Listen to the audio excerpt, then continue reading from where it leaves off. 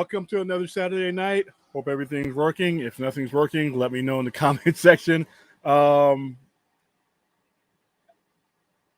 Welcome to the Sci-Fi Center Live, right from my evolving home studio here.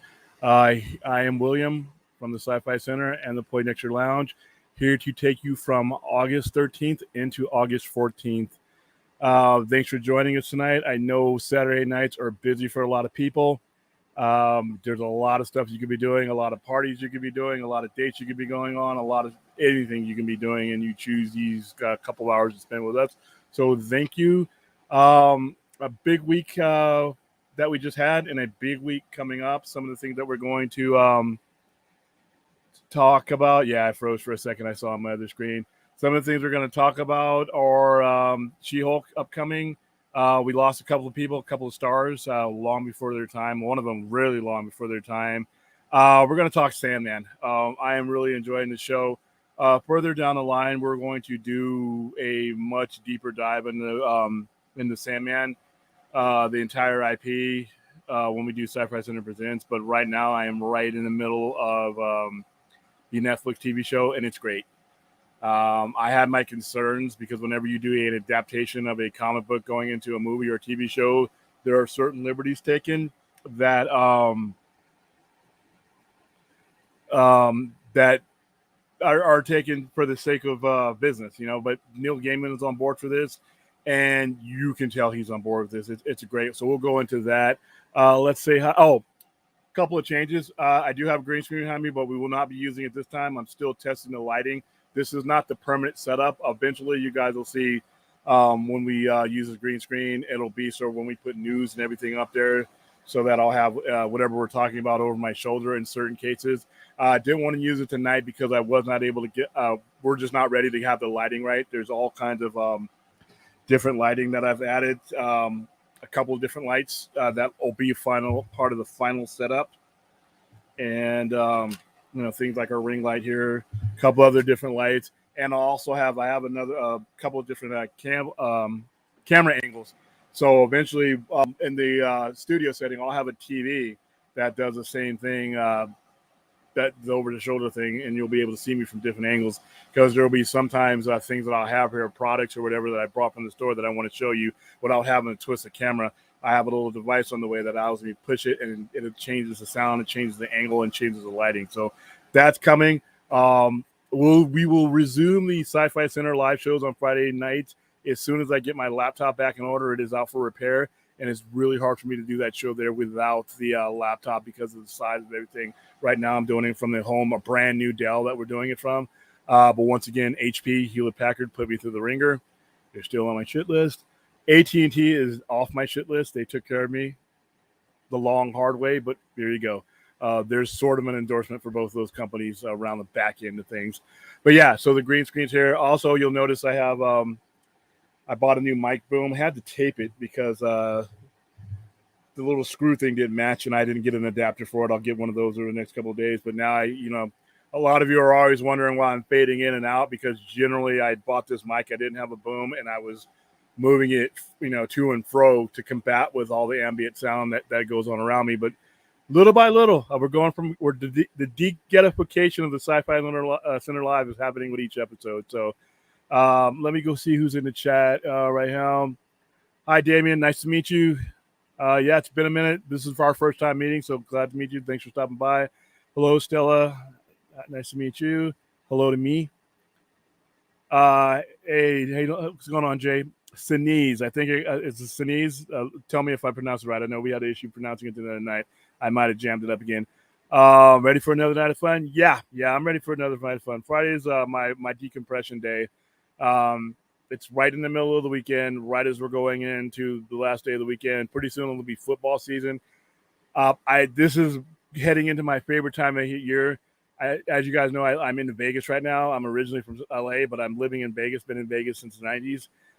For the most part, the weather is okay, but there are those dreaded 3.5 months where it is 100 plus degrees, and now we're going through the wettest monsoon after a drought. So now not only is it hot, it's humid. Once we get into September, daylight savings happens. It gets a lot cooler. My favorite time of the year. Once you start going into Home Depot and you start seeing the Halloween decorations, you know you're in a good spot in time. You know that you're getting into that daylight savings, or that hour that they stole from me 6 months ago comes back to me. And I hope we're doing a stream when that happens. So, because we'll do time travel. All right. Let's see. Did off work? Yeah, sort of. Me too. Hey, Vince, how you doing, man? All right. So, Little Potato King. I thought I was going to jam that up. He's on Twitch. Cool. So we know that Twitch is going on. Yeah, toothaches suck. Yeah, any aches suck, but yeah. I don't know. That's a good question, because the Constantine that they brought in for this one, which was Jenna Coleman. By the way, I know Jenna Coleman from Doctor Who, prim and proper Brit, right? She's cussing up a storm in here. She drops more F-bombs and S-bombs, and I'm not used to it. It's like it's going to be weird for me to watch Matt Smith next week in House of the Dragon be a cold and calculating Targaryen. He plays Daemon Targaryen. I'm so used to being him lighthearted and funny, and now I get to watch him cut people up and brutalize people. And from what I've read of the character, he's an asshole. He's a conniving asshole. So I get to see two characters that I like in Doctor Who now basically turn over and be something that they totally were not, which is, you know what, a testament to their acting ability. So, yeah. Let's see. Debating if I should spend my last thing. That's a Green CX. That's a tough one. Yeah, she was good in Constantine. She was good at it. Yeah, she's very good. Listen, we're going to go into that show. Anybody who had any worries, I'm a fan of the original material. Vertigo Comics is a special place in my heart for me, because it reached its height in the mid 90s, where they collected all the strange books that was going on. Hellblazer, Constantine, the Sandman, the Dreaming, the House of... I mean, there's so many things, and Neil Gaiman was the spearhead of that stuff. He started it with the Sandman. It came around in the 80s, and it really took flight in the mid 90s.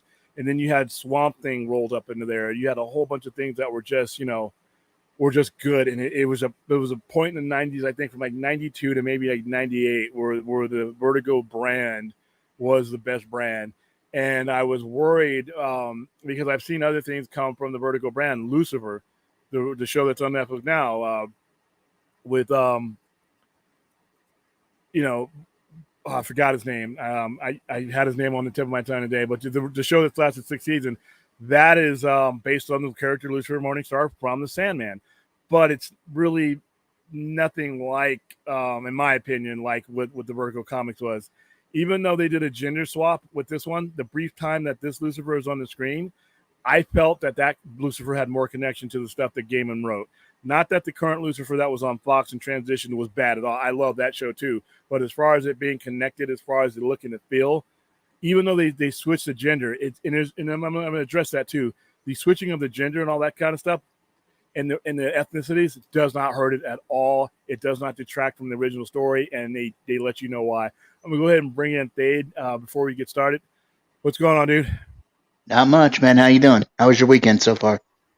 Weekend is still ongoing. So it's the jury's still out. We got weather situations down here with flash floods going on and down. Yeah, I heard you had the flooding going on. Are you good with that, or? Yeah. I mean, roof leaks were at the store, but they fixed it right away. The main thing with people driving, a couple of people lost their lives. So if you're in Vegas when these flash floods hurt, the city wasn't really built for it. Be careful. Be careful. Let me change the Yeah. setup here. Here we go. I like the different setup like Ah, that. there we go. Now we can see the background. Yeah. I'm still messing around. There's still a couple of things that we're adding here.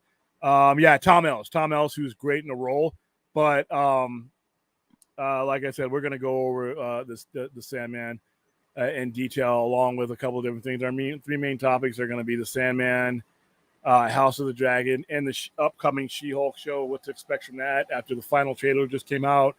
And then I'll turn over some stuff to the chat, see if anybody wants to talk and ask me some questions there, or ask us some questions. All right. But we are going to, unfortunately, start with two bits of bad news.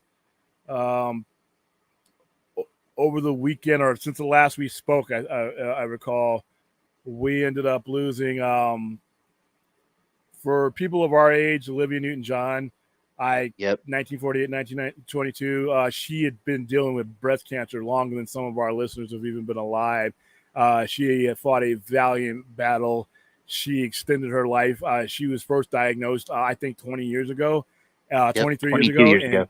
22 years ago, and she fought it, lived a high quality of life right up to the end at age 73. Still too young to be going, but she did not let the disease dominate her life. And when you saw her in interviews up until at least 2019, 2020, obviously she disappeared for a little bit because COVID. And when dealing with cancer, you really don't need to be out. But you wouldn't have known, that it was getting to her. So most people are going to know her from Grease. And a lot of people don't realize that she was 30 when she first got that role. A lot like Yep. Han Solo, Harrison Ford. These are people who were 30 when they were old. She was playing a high schooler in that role. Xanadu is a guilty pleasure for a lot of Those are the people. two that I remember her from, Grease and Xanadu. Yeah, and for Xanadu, I don't even remember the movie as much as I remember as the music. The Yeah. music was really big. Xanadu and Magic. Magic, they Yep. played the hell out of that song, and I love that song. And just watching her on roller skates. And then Let's Get Physical. I mean, she was literally, if you grew up in the 80s, she was part of the tapestry that was the 80s.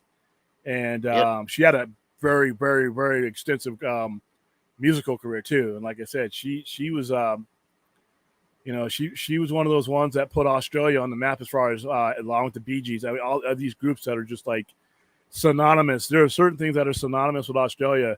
Crocodile Hunter, Paul Dundee, the Bee Gees. I mean, ACDC, at least for half of the band. She was one of them. She was Yep. one of them. That was big up there. So wow, rest in peace, Olivia Newton-John. So, and that was one of two that we lost this week. The other one I'm still kind of wrapping my head around because of the circumstances of her death, and that's Anne H. She's been in a lot of stuff, a lot of sci-fi geeks. I don't know whether she was in a lot of any science fiction movies of note, but I know as a child growing up with a single TV, before everybody had TVs in their room, my parents watched soap operas. And with it being the only TV in the house, I had to wait to watch those soap operas till I could have the TV after I was done. So I remember her from when my mom watched a soap opera called Another World. Yep. Obviously she's been in things like The Juror. She's been in things with Harrison Ford. Like I said, she was one of the ones. Let me pull her up. She was one of the ones that I grew up with, and at 53. So she crashed into a house. And I don't know the full details. I've heard that she may have been impaired. I'm not 100% sure. There was cocaine found in her system, according to a report I read yesterday. Wow. And there was actually two different wrecks she was involved in, right one before the other. She had backed into a parking garage at a apartment complex, and then had left the scene of that accident and ended up in that young lady's house, I didn't where even of have her up course on the screen. she was of course burned pretty severely, and ended up in a coma at the hospital. Yeah, and thank goodness that there was no one else in the house at the time, or no one was hurt, because that house burned. I guess that house burned for 60 minutes. But and this is like I Actually, there said, was somebody that had minor injuries in the house. okay, so One of the owners of the house. and they got out, right? Okay, good. Yeah, So they was minor injuries, but it still would have been a felony charge for Anne Heche had she survived. yeah, so I can recognize that this woman had a good career and she went too soon, but at the same time, listen, um, whatever life you want to live, whatever drugs you want to do, whether it's weed, cocaine, or if, don't get on the road. And Marshawn Lynch is another one. He's not on the death list, but this fool is a multi-millionaire Super Bowl champion. He has millions, and he's driving around drunk to the point where they had to drag him out of his car. And the video of him was, this is a guy. Listen, you guys got money. You guys don't even need an Uber. If you want to go out and get hammered and high, you literally can hire a driver, a personal assistant that takes your keys and drives around for you. The guy here in Vegas, that killed a lady driving 150 miles, not too far from where I live. Killed her and her dog going 155 miles on Rainbow. If you've never been in the Las Vegas, people, Rainbow is a deadly enough street just driving regularly. 155 miles an hour, intoxicated, your odds of something awful happen are increased tenfold, and that's what happens. And I'm sorry, I feel I think the hammer should be dropped more when it comes to celebrity. I don't think anybody should ever get in behind the wheel impaired at all. But when you are a celebrity and you know you're hanging on, going out, you have the means. It's not like you're some broke ass who has to scramble some change together to get an Uber or somebody who doesn't have any other means. You literally have a limo drive. There's no excuse. I'm sorry. No excuse for you to be on the road if you want to party. All right. And that wasn't the first incident that Anne Hayes has been involved in over the last like 20 years or so. She's had a few incidences where her addictions got the better of her, and she was driving impaired or reacting to certain people with difficulty because of being impaired. The only thing that I can say about her, just in closing, at least from myself, is, addictions are a real thing. And, because I know that for a fact, I've experienced addiction, but it's never an excuse for behavior. Especially when it can involve somebody else. Yeah, especially when it comes to hurting someone or involving someone else in your bad behavior. So, anybody that's suffering through that, man, I'm there with you. I feel you. If you ever need to talk, I'm here. But don't let your bad habits influence other people, affect other people, and seek help wherever you can get it. Stay the hell off the roads. All right. Even if you're not an addict and you just decide you want to get hammered, you know what? And you just stay off the road, man. They got for people who are not rich, they got plenty of resources for you to make it home safely. But if you're rich, I'm sorry, and you're going out to the club, you're going out to the bar, you shouldn't even have your keys on you. You should be getting driven there, dropped off, and just stay off the roads. All right, let's get back. Jared, yes, she's very British. Jenna Coleman is very British, and she does a very good job. And like I said, let's jump into that one because, like I said, this is my favorite topic of the week. Sandman is great. As somebody, like I said, some of you who have never read the comic book, it is not necessary for you to have read it to enjoy this. It is kick ass and cool if you have, but if you haven't, it's still a great show. It is done in a way that anybody can jump into it. And let's bring Sandman up here because, like I said, I just watched a couple more episodes last night. I have a rule against binge watching. I just don't really like doing it. It fries my brain and it takes away the enjoyment. My question is, William, since I have not yet seen this, I plan on watching it. I just haven't gotten to it just yet. How do they approach the Endless in this show? Do they approach them well, or because I read the comics, I read the Vertigo comics, so very just well. my curiosity. Very well. What is the coolest thing about this is one of the things I was worried about is that they may not be able to get the heart of the character and his detachment. One of the things that comes over even hard for the comic book is that while he is the protagonist, he is the source of the book, and he is the main story. He's not a very admirable being sometimes, and he's not meant to be. And his detachment, even amongst his siblings, is always prevalent. And his, what's the word for it? Apathy. That and his just attitude towards even the his other sovereigns and his other endless and his other people who rulers of the realms who have feelings towards him as far as regard for him, even if they're at odds with him, he has no regard for them. That's what makes the character what he is. And I did not know if they could push that over to the comics. They do. He's heartwarming, and the actor's perfect, by the way. He's heartwarming in certain areas where he needs to be. He has an understanding because he understands dreams, but he's cold in others, and he's perfectly cold in others. Let's go. How about Gwendolyn? How about Gwendolyn Christie as Lucifer? Does that work? Yeah, let me go down. In fact, I'll start with her because she's the first one on the list. So this is from Men's Health magazine, one of the weird magazine for to be using as a reference, but they did a very good job, and this was exactly what I was looking for. Sandman captures the Gothic core of Neil Gaiman. Yes, they do. So now here's Gwendolyn Chrisley. Obviously, speaking of Game of Thrones, Brianna Tarth, 6'3". She's a monster of a woman, beautiful woman, great actress. Fell in love with her at Game of Thrones, and this is the very next thing that I saw her in. Now here's Lucifer. Now, other than the fact that there's a gender swap here, Lucifer here is more Lucifer looking than Tom Ellington, because he's brunette and everything else. But these characters are abstracts. They appear the way you mean them to appear and when they appear to you. Neil Gaiman said this back in the day before we even had any of these characters in adaptations, and he said death is what death looked like to me and how I perceived her because of the people I knew in my life. Some of the characters are based on. But, and you'll see it in the show here, there's a certain character, and I won't spoil it, that meets him, and they see him in the way that they are to perceive him, and they show it. And it's cool because it ends a lot of these misconceptions about, well, that's not the way so-and-so looks in the comic book.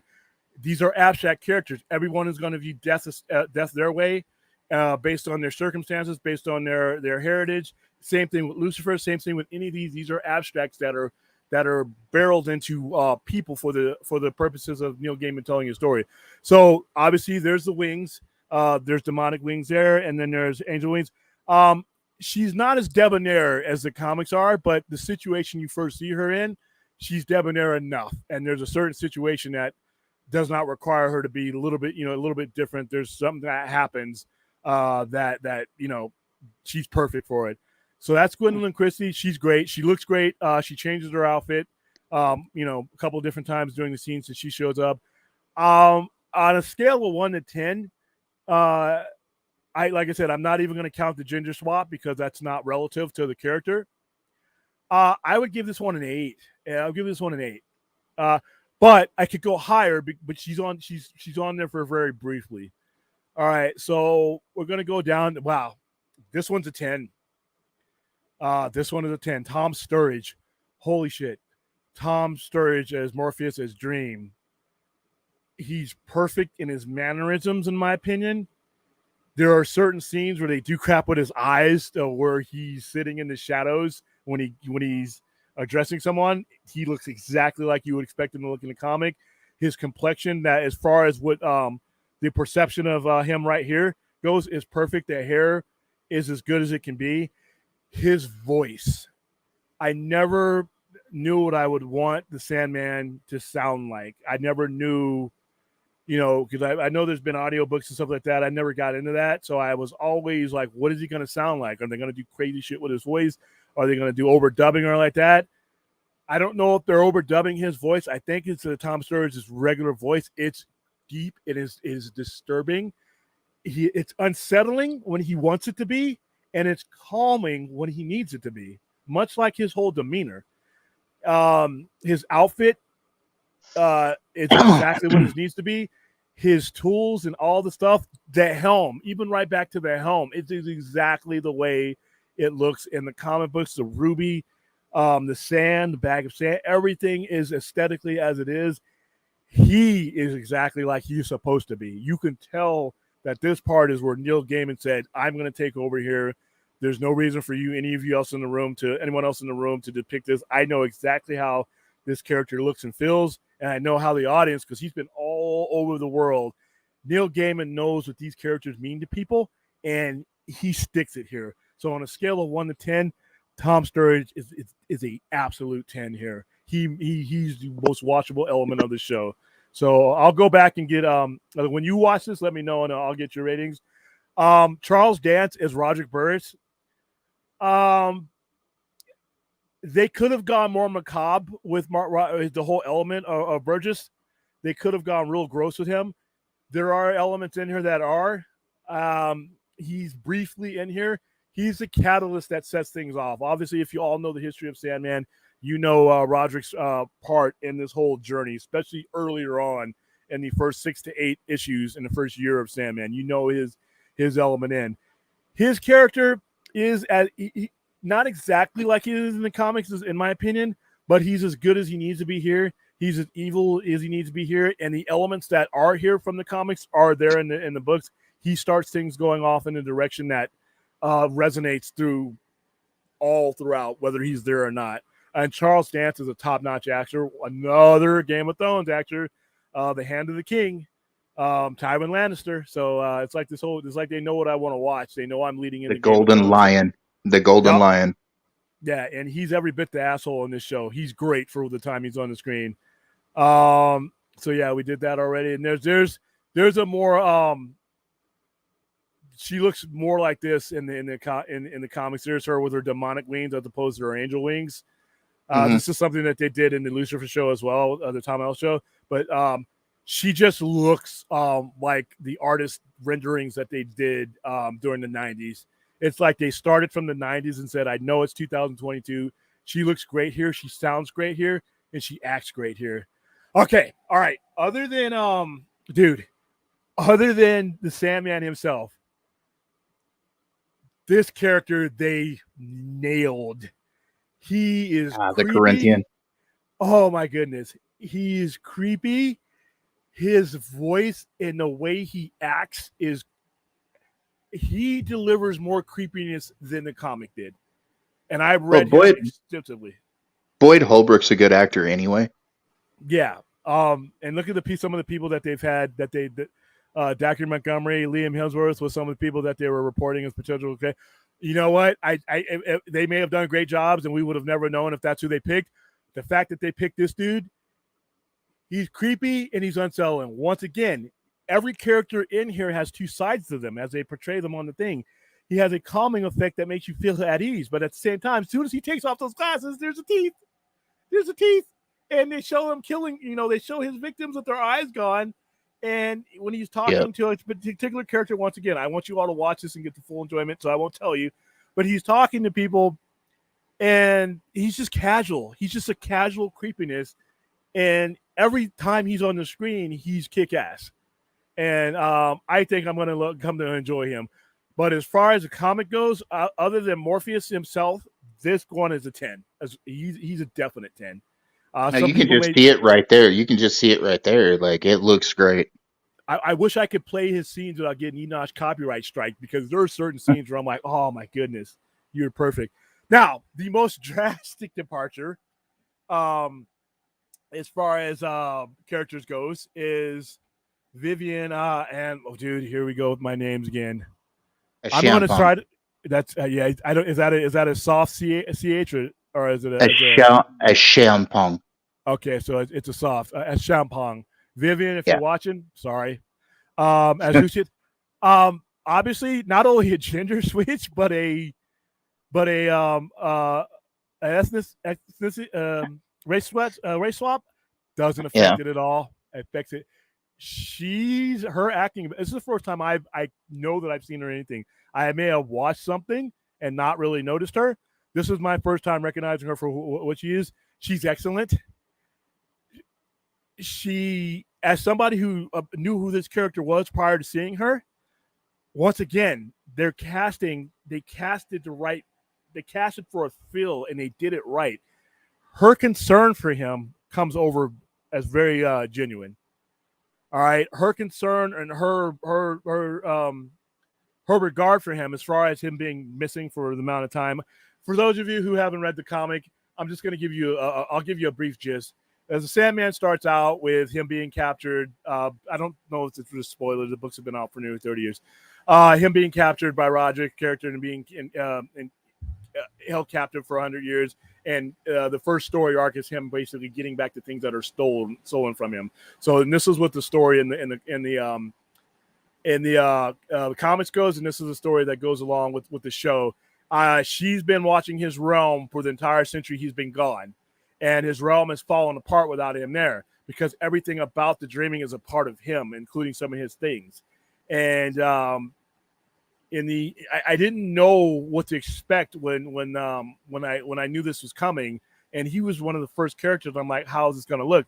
And then when I saw her acting, she's advisory, sort of condescending, but in the right way.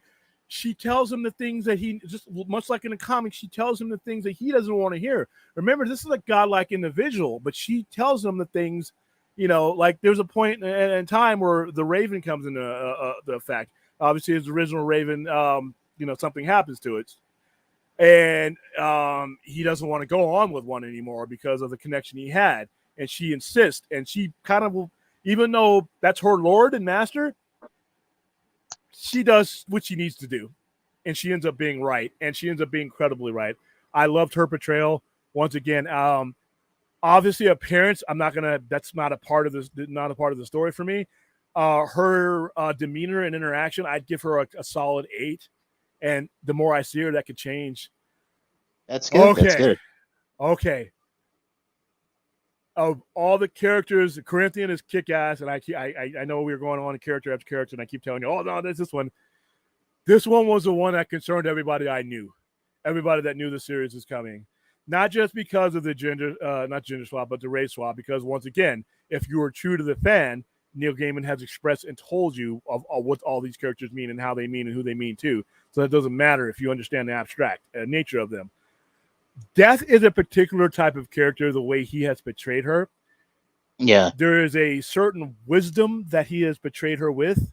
There is a certain, whereas he, in my opinion, is detached to the point where it's necessary for his character, she is more balanced and controlled and connected to, more so than she should be, to mankind. Remember, she's death. It's a job. It's what she Do you does. remember in the comic spec there was a panel from one of the comics where she talks about, and when all is done in the universe, I will be the one there that will Yes. will set the chairs on the tables, turn out the lights, and shut the door on it all.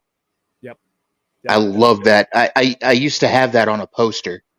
I have that on a plaque somewhere at the store. I read that line. We all in the 90s, the Sandman was a comic that when you read it and you knew the people and that people would come in and buy it from me, they would come in the next week and there would be always every issue up till number 75 when it ended. There was always some line or paragraph in there that he wrote and it stuck more than anything else. And that was one of them. You're going to love this episode when you see this. The Sound of Her Wings. It's named after the Sandman number 8, which was her first appearance. The conversations that she has with him are if you're sitting there reading the comics, except they feel cooler because you're actually seeing it in motion. Oh, that's cool. The way she kind of exploits the gaps, the imperfections in his characters, because he's an imperfect deity. He has issues, obviously, but he's the Sandman. Well, out of all of the characters, with the exception of Morpheus, I think Death was always my favorite. Death was everybody's favorite. I used to have a huge double-sized poster of her on my ceiling. Yeah, I had one sitting next to Tori Amos because some of her character, in my opinion, was based a lot of her. And they were influenced by each other. There's a couple characters that influenced this character, but in the mid '90s, Death was on every T-shirt. I had the Death, the Time of Your Life, Death, the High Cost of Living. I have all these things down. I loved that story. The High Cost of Living was an awesome story. They both were, and in the brief times, because she doesn't appear a lot in the comics. I mean, let's see. Before I go on, I want to see what some of the other people's opinions are. How you doing, Daniel?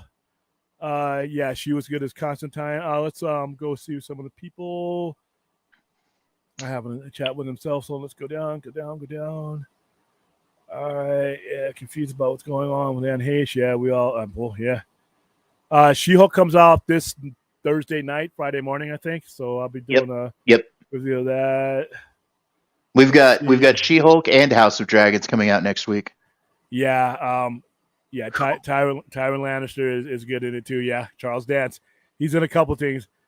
How you doing, Kenneth Corelli? How you doing? So I've yet to see Sandman, but we'll soon. Don't have a Netflix account at the moment. Hope season 1 comes out on the Blu-ray disc. When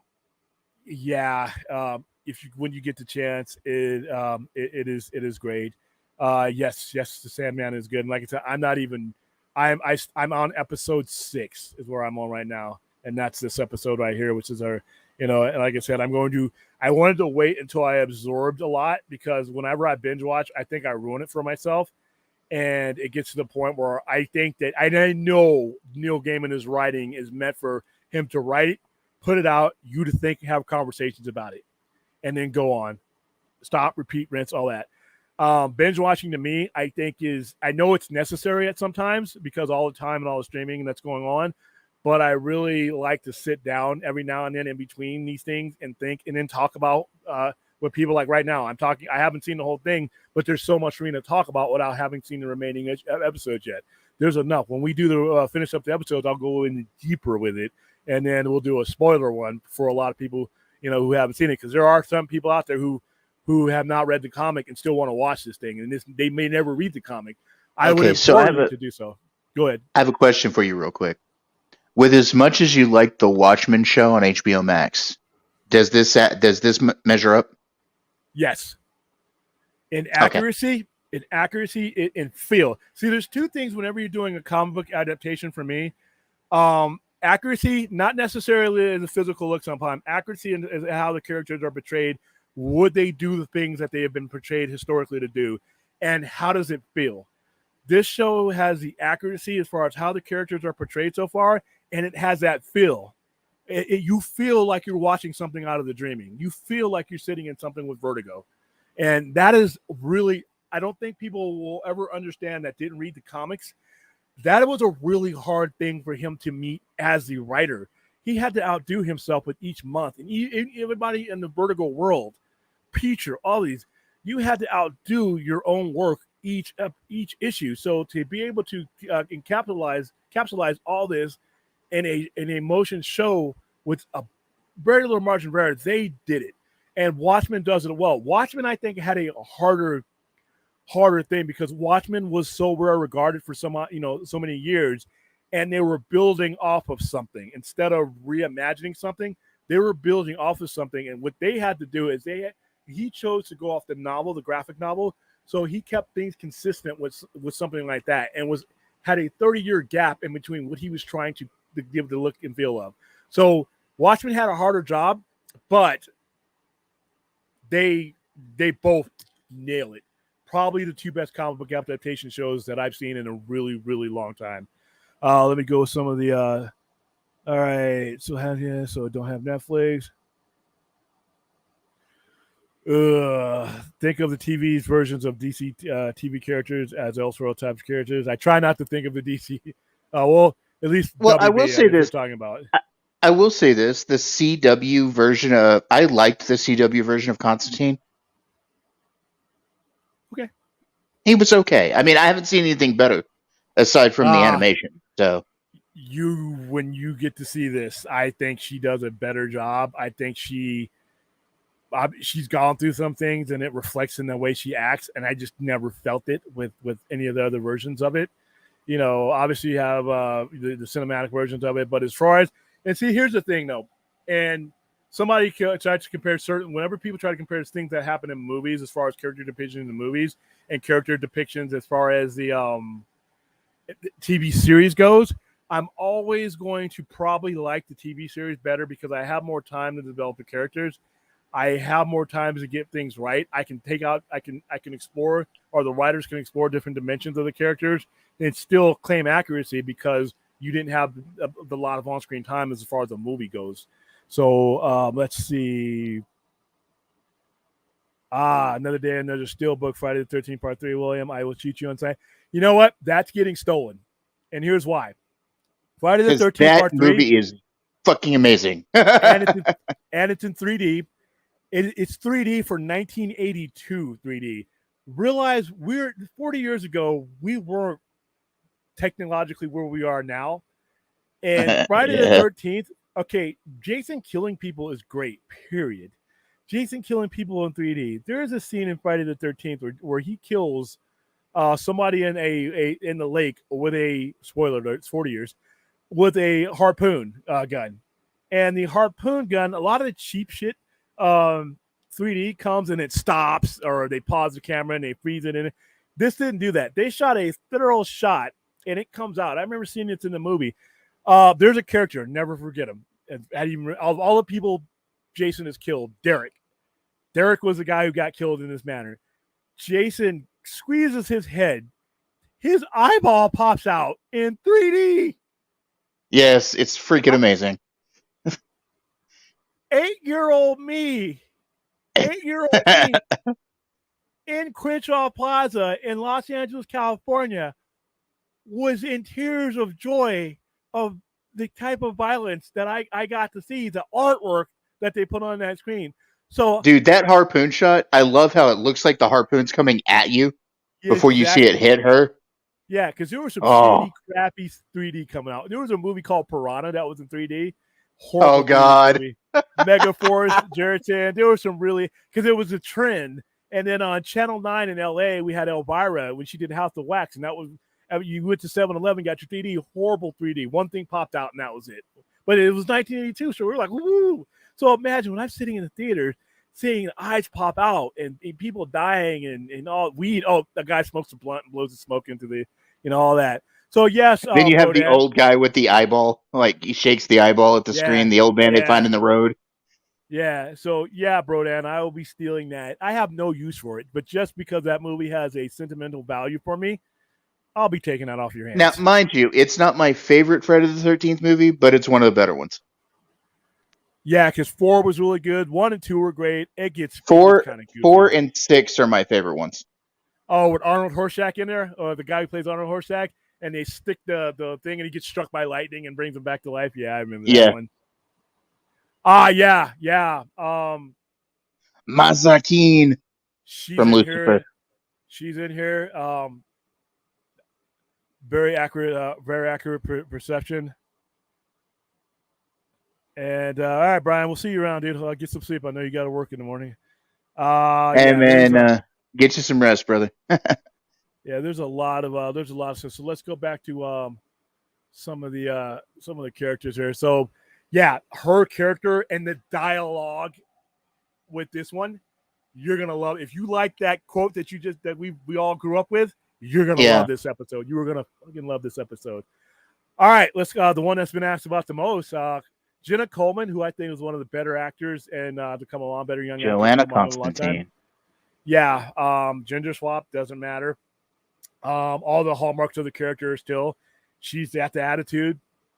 Like I said, hearing her cuss and have it and be as garbage mouth as she is in this, is kind of like I said, watching her as Clara Oswald. I mean, Clara, all prim and proper when she was Doctor Who's companion, and to see her like it's like seeing these doing they do when they do sex scenes and they do crazy stuff that you don't Yeah. see them do in the show. Like, See, oh no, I can't believe that. this is another one that needed to hit for me because I'm a huge fan of Constantine. All right, in this man's opinion, it hits. Okay, out of so I got to give her out of her rating 10 to 10, 10 on 10 on that one for the actress that one.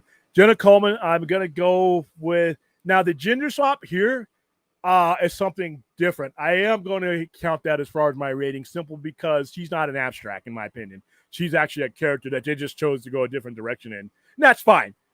Doesn't affect the story, but as far as accuracy, it does affect accuracy. I give her a solid 7.5. But Okay. once again, these first 6 episodes, these characters that are given to you in an introductory capacity, so it could change. I could grow more. I loved her in just the brief time I saw her, so she can get better. That could change. All right. Oh, dude. Okay, so one of the David Thewlis. other than the Corinthian, I didn't think there was another character that they had out there that could creep me out any more than their actual character on paper does. Given what John D looks like and goes through in the comics, you got a good split screen right there. It doesn't get any more horrific than that how he acts, what he does, and how he physically is portrayed in the comics. I think you can agree that he's pretty fucked up, right? Yeah. Other than the physical manifestation of him looking as ghoulish as he ends up looking, his demeanor is creepy. His introduction is creepy. He is every bit what he is supposed to be. David, his accent and his cadence and the way he speaks, even when he's trying to be nice, he's like, I got to get away from this fool. And there's a character that he encounters where things start out okay, and as he gets crazier, his tone doesn't change. He creeps you out just by the mere sound of his voice. And he does a great job. Physically, not like I said, obviously we're not going to be able to get looking like that unless you literally, and I don't think it would have been appropriate because you would have to, you had to do prosthetics and all that to make him look all Yeah. just all completely wasted, no teeth. I think they didn't need to transform this character. He to me is a 9 right out of the bat. Actually, if I have to give a rating of 11, actually, out of the feel, I got 2 different ratings because remember I said the feel is important. I mean, not just the look and accuracy, but the feel. His accuracy is actually creepier than in the comic books. So yeah, those are the main characters we have so far that are the big pivotal. Obviously, you have Matthew is there. Matthew the Crow's there. He's voiced by Patton Oswalt. At first, I'm sorry, Pat Malthus, his voice irritates me. And I think that Matthew is, if you remember Matthew from if you've read the comics, Matthew is annoying. He's Yeah. a direct contrast to what the Sandman is. His previous Raven followed orders and basically was an extension of him. This Raven was summoned a different way under different circumstances. He doesn't want him at first. He doesn't want Matthew around, and Matthew exists. And Matthew was obviously a human that was turned into a Raven. There is one. I remember a Sandman comic way back in the day. I can't remember the issue. After being a Raven for so long, somebody cast a spell on him, and he turned into a human. And he always dreamt about what it would be to be a human again, and missing being able to hold things, grab things. And it was ironic because he was depressed. He's like, I soared through the skies. I did whatever I want. I went wherever I want. I was a one with the night sky and all that, and he was depressed because he had become the Raven. He had embraced what he was, and he begged to be changed back. That was one of my stronger stories of him. But yeah, when we get around to his character, I had to give him a 5, not because he's not accurate, because Patton Oswalt's voice is just annoying.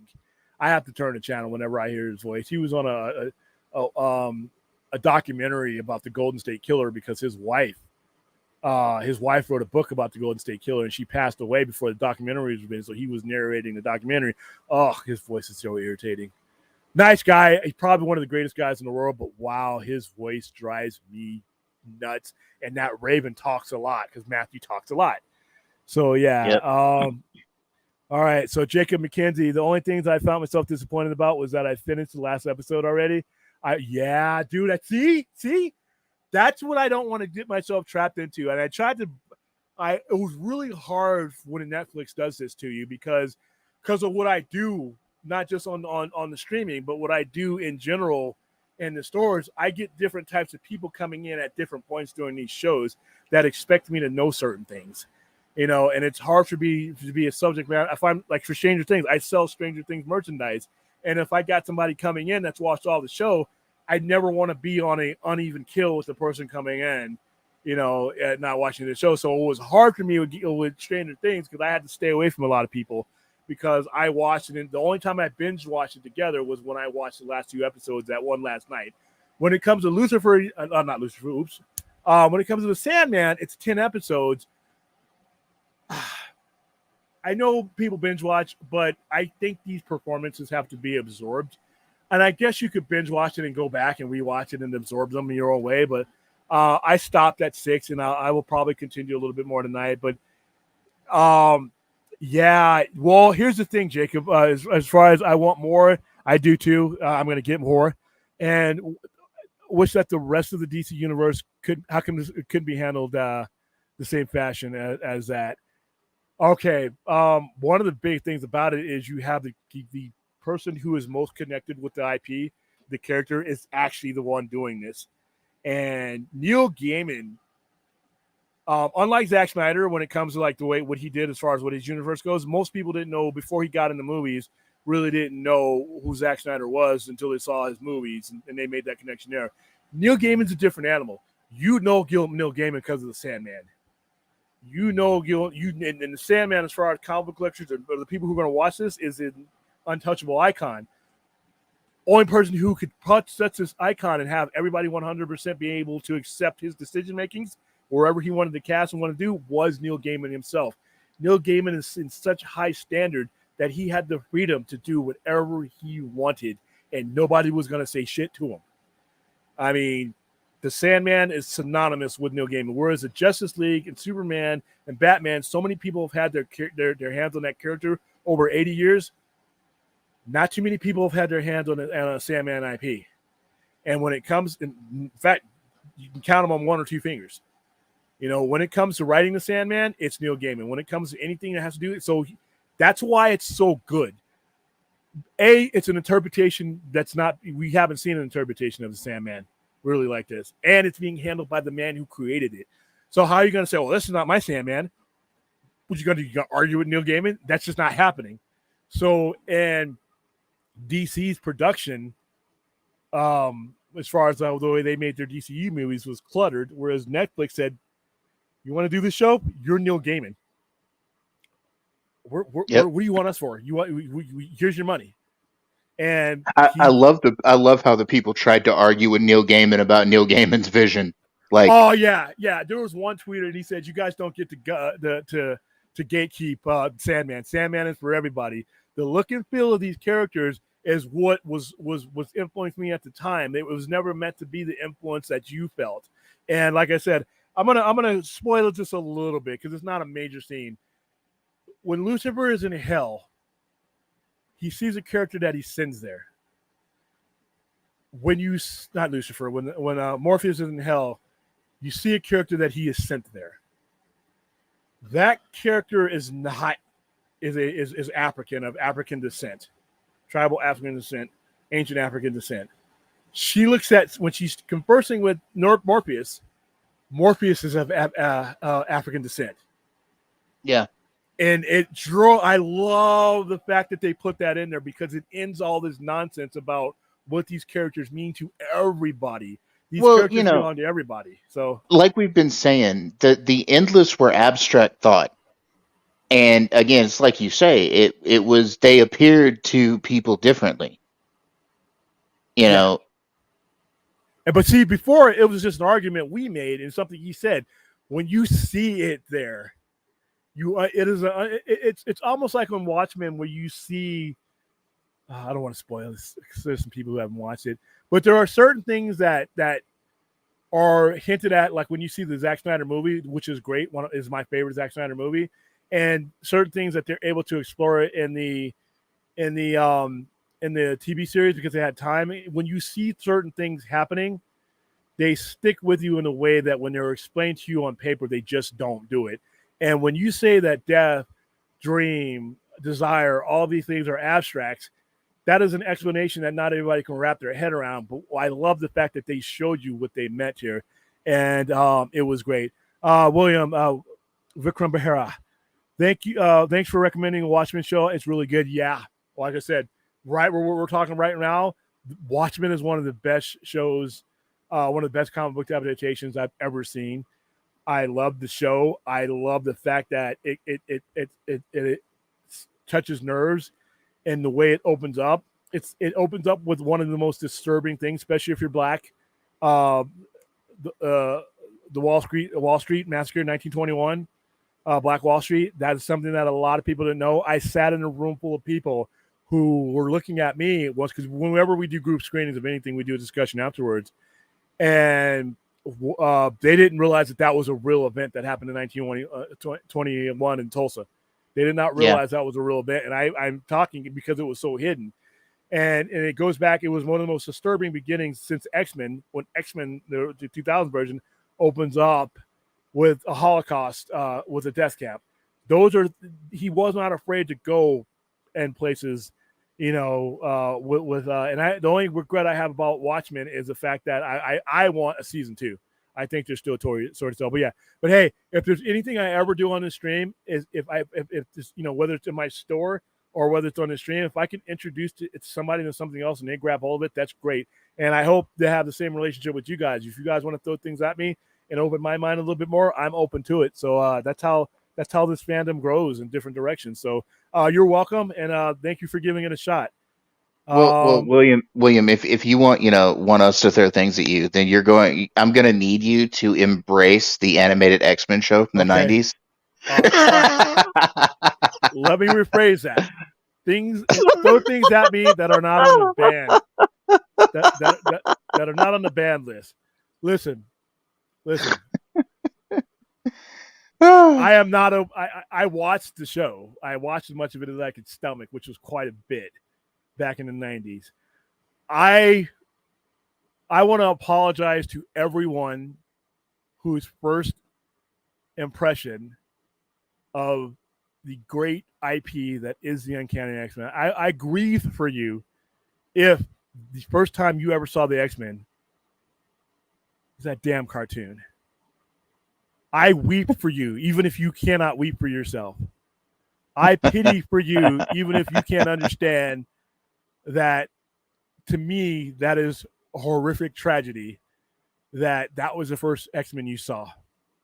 All right, I'm just that picking on is. you, William. I know, I'm but just picking on you. I run into this, and then and that stupid, and then now they're tying it in everything because that was my childhood's uh X-Men, and I'm like, I'm sorry. Every time I hear that, I get people that come into the store because we have the X-Men comics on there from the comic cartoon. Some of the figures are sitting around, and they're like, and I turn them on to grown man's X-Men. I'm like, oh, congratulations with the kid shit that you read.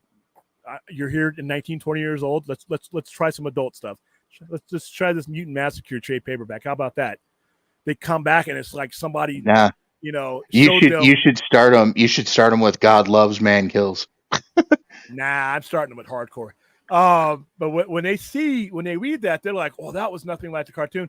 Yeah, because the edge that made the X-Men what they are was softened up. It was like when your parents wanted to get you to eat your medicine, they put it in some shit that they knew you would eat because they knew you couldn't take the real medicine. All right. So once again, my mind is open to things. Not that. There's a reason why it's on the ban list. Once again, I am going to hold a moment of silence for every individual where that was the first time you set eyes on X-Men. Let's bow our heads in shame, and we'll move on. Let's see. Moment of Uh, silence. Moment of silence. Kevin Bacon, do you mean the 88-year-old? Look, it's Monkey Jeeves with another old people joke. Ha ha. Hey, listen, dude, all these people dying before the age of 60, dying at age 53, 54, unnatural causes, spending half their life fighting diseases to their last day. I feel like a spring chicken. And all the times that, by the way, every time that you bring up my age, it's ironic that I'm not even the oldest person on the screen sometimes. And and then the guy who drives it on, Enosh, we would have been in high school together. He would have been a sophomore. I would have been a senior. That's how close we would. We would have been in the same 4 years Well, high school. that's the thing. You and I are about 8 or 9 months apart, age wise, Yeah, and Chris like, is the same way. yeah, me, and Chris are like right there within a few months of each other. So, Oh, okay, hold on. Which Monkey Jeebins? All right, hold on. All right, you hated Clara. Oh, you hated Clara, Doctor Who? I liked Clara. I thought it was unfortunate that she was transitional between two different doctors. I always think that hurts. There's been several incidents where a companion is left over from a different doctor, and a lot of times when the show writers and showrunners bring in a companion, it fits that particular doctor, and it doesn't work as well when it comes over. Like Amy Pond is always going to belong to the second doctor or the 11th doctor. It was great that her storyline began and ran through his entire run and ended before his run did. Same thing with Billy Piper, Rose Tyler. yep. Her Rose will character, always belong to the 10th Doctor. exactly, even though she made appearances in other doctors and all that, but she will always belong, and so on and so on and so on. The seventh doctor had his, he had several, but I think that hurt her story because you had a different point of view coming through. All right, episodes what? These are the ones I'm in right now. And then six is, dude. I may have watched it too soon, so I may still be in the cloud of having watched somebody what they call a prisoner of the moment. I may still be a prisoner of the moment. Episode 6. Episode 6 might be one of the best episodes of TV that I've seen this year. It's in my top 5 as far as best episodes that I've seen. The other ones are in Star Trek and a couple of other shows. Episode 6 of this show is on the way to being, is in my top 5. Could end up being my number 1 after the New Year's over and everything else goes. Okay, I'm going to disagree, Monkey. I mean, I respectfully disagree with this because it was never an excuse. Let me know. I'm going to ask you, did you read the comic, Monkey Jeebus? I'll look for your answer in here, unless you haven't already answered. If you read the comic, this is something that he extensively tried to explain in the comic, but it can never be illustrated in the comic as well because it was a comic. And one of the other things that you can go back to as far as that goes is Galactus is perceived as a 25-foot white male with a big purple helmet on. But yet when well, you could even take it back to as far as Tolkien with Gandalf. Gandalf was perceived different ways by the different races. Well, but Tolkien is on the ban list. So let's keep it with let's keep it with Galactus, because there's actually a visual interpretation where they showed Reed Richards saw how all people see Galactus. Every being is going to see him, and they've explained that a couple of times in comics. But Neil Gaiman has said this over and over again, that everybody, and it was a whole point of these characters, is that everybody has a different perception of how they perceive dream, how they perceive death, how they perceive desire, passion, all these things. So it would go to the fact that these personifications would be the same way, and he shows you that in the in the show. So I don't think it's an excuse. If you read the comic, he's been trying to explain this for 30 some odd years. So, all right. And we're raising his wokeness, and they couldn't get the rights.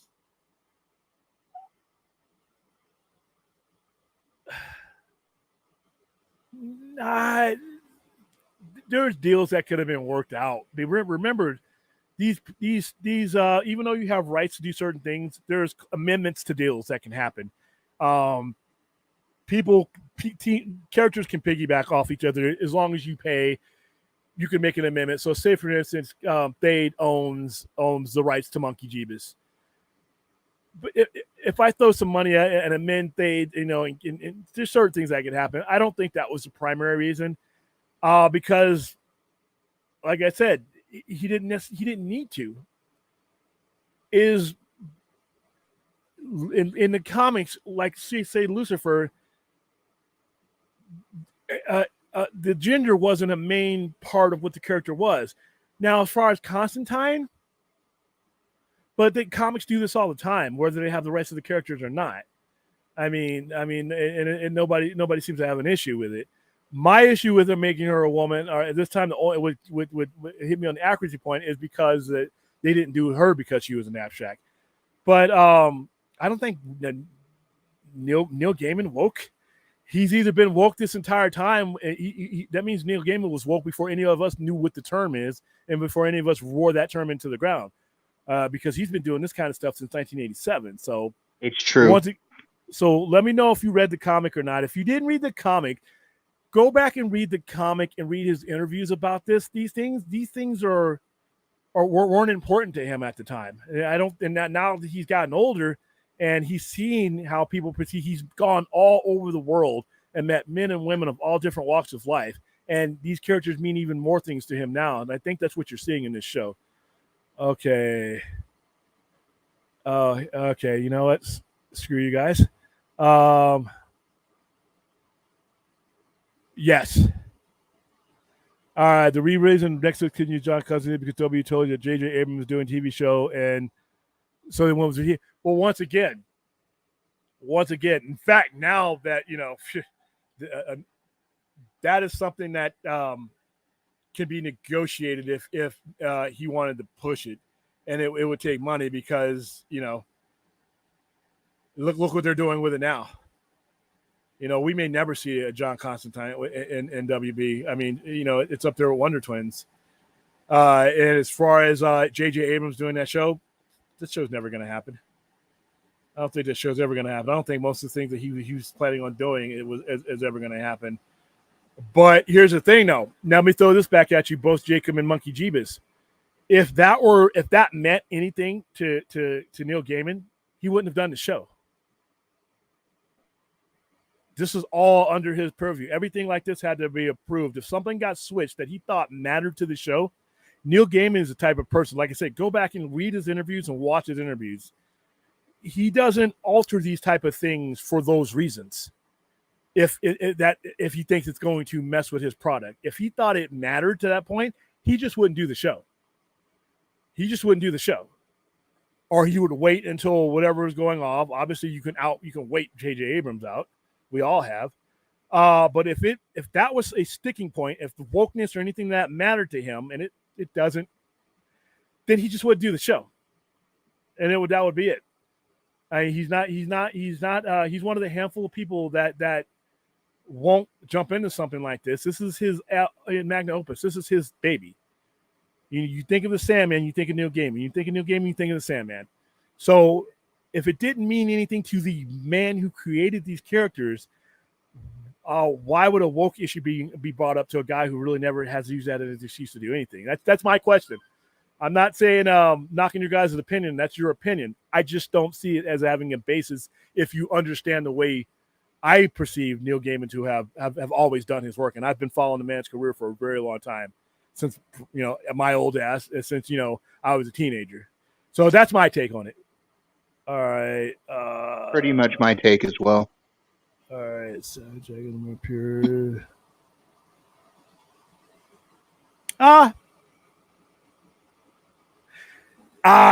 You know what? I hope that Todd McFarlane makes his Spawn movie, and I hope Eric Larson gets to make a Savage Dragon movie. I just hope. The biggest problem I'm hearing with Spawn is that he wants to direct it.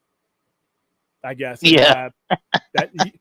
He's not a director. I mean, even with Neil Gaiman is a consultant. He's executive producer, but he's not. He doesn't. He knows where his strengths are. Todd McFarlane needs to hire a director and a producer that takes what Todd McFarlane is good at and let this get done. We've been trying to make this Spawn movie for fucking 10 years now. Savage Dragon will be kick-ass. I love that. I love Eric Larson when his run.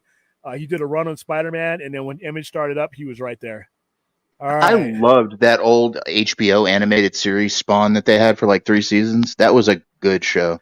I'm surprised that ever got made, simply because they didn't stray from some of the very disturbing content. I remember when Violator came out and the clown, dude, it's a child molesting clown, and kudos to Todd McFarlane for not holding punches when he's telling a horror story. He didn't Freddy Krueger. Billy Kincaid. Yeah. Billy Kincaid. Yeah, and that's a graphic one right there. He didn't see. You came back for her, Spawn. You came back for Wanda. I have a problem when you're telling me a horror story and you're depicting things and you're afraid to do things. And to me, that hurts the character. Like Freddie Mercury. Freddy Krueger is a child killer, and it is implied, even though not explicit. Back in the 80s when we were kids, I'm sorry to be graphic, they didn't just kill kids. There was things that they did to them. Adam Walsh was our calling card when it came.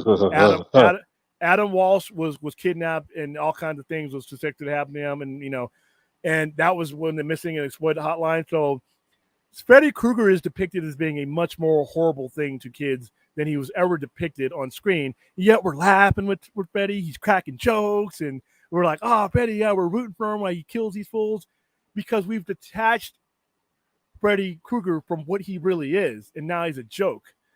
Whereas Todd McFarlane and his characters in there, if they were awful, he depicted them as being awful, and he showed things, and both that animated and in the comics, that at the time, if he hadn't been doing Image and he wasn't the owners of that label, that comic doesn't happen. And the same thing at all. Yeah, with the Max. The Max touched on some sensitive things, because remember, the Max was released early on in the 90s, and we weren't as evolved as we are now. The Max the little girl was abused, if I remember correctly. She was sexually abused. Mr. Gong was a serial killer, and there was graphic stuff that at the time you just didn't deal with in a comic book, and because it was Image, and that was an Image that is greatest for me. But yeah, Savage Dragon is more pure and spot. Dude, I agree. I want to see these. I just don't want to see Todd McFarlane do a bad Spawn movie and the character never recover, because you've seen what happens. I don't want him to direct it. I mean, if he wrote the screenplay, that'd be fine, but I don't want him directing it. Okay.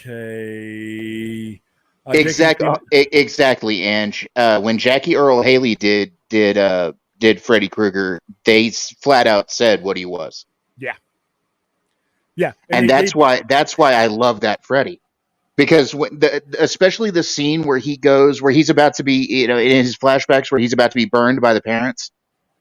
That's how a person that does that kind of thing, or as they say, a friend of the playground, would act if he was faced with the parents wanting to do him real vital harm.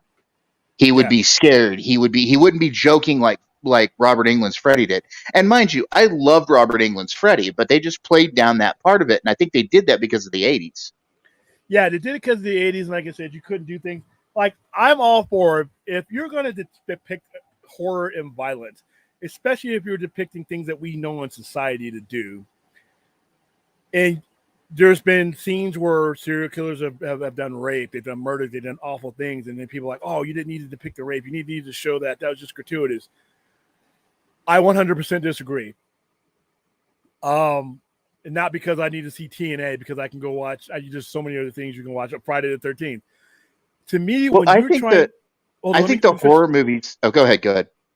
When you're trying to make a connection with the audience, to me, it's the same thing as selling a case to a jury. When you're in a jury and you're being told what an awful person this is, you're not just going on that person's word. You're being shown graphic evidence. You're being shown things that make you understand what this person was and where he needs to be put in context. When you're making a movie about a serial killer or a horrific figure like that, and you don't depict the things, it's not just not doing it out of gratuity. You're not selling your case for the pure evil and how you're supposed to feel about that character. And in turn, it hurts the way that you feel about the character that he's antagonizing or that are connected to that character. You've lessened the blow and made it cartoonish. So if you're going to do horror and if you're going to do stuff, don't be afraid to go graphic. Well, Sell your case. I think the horror that hits for me the most, or the best, the stuff that really disturbs me, is when they don't pull their punches. Like for example, the movie Hereditary. There's a scene in there I still can't look at, and I work as a Oh, mortician. You know what I I'm think I saying? know. Like, I think I know what scene you're talking about. yeah, it just, and I've worked as a mortician for 20 years. I've seen those things, but for some reason, that particular scene in that movie, I have to look away because I can't do it. Uh, And yeah, there's a couple of scenes in the Hereditary that make you turn your head, but it sells its point. William, should Neil Gaiman do Marvel 1602 and ask Disney to do it? I say no.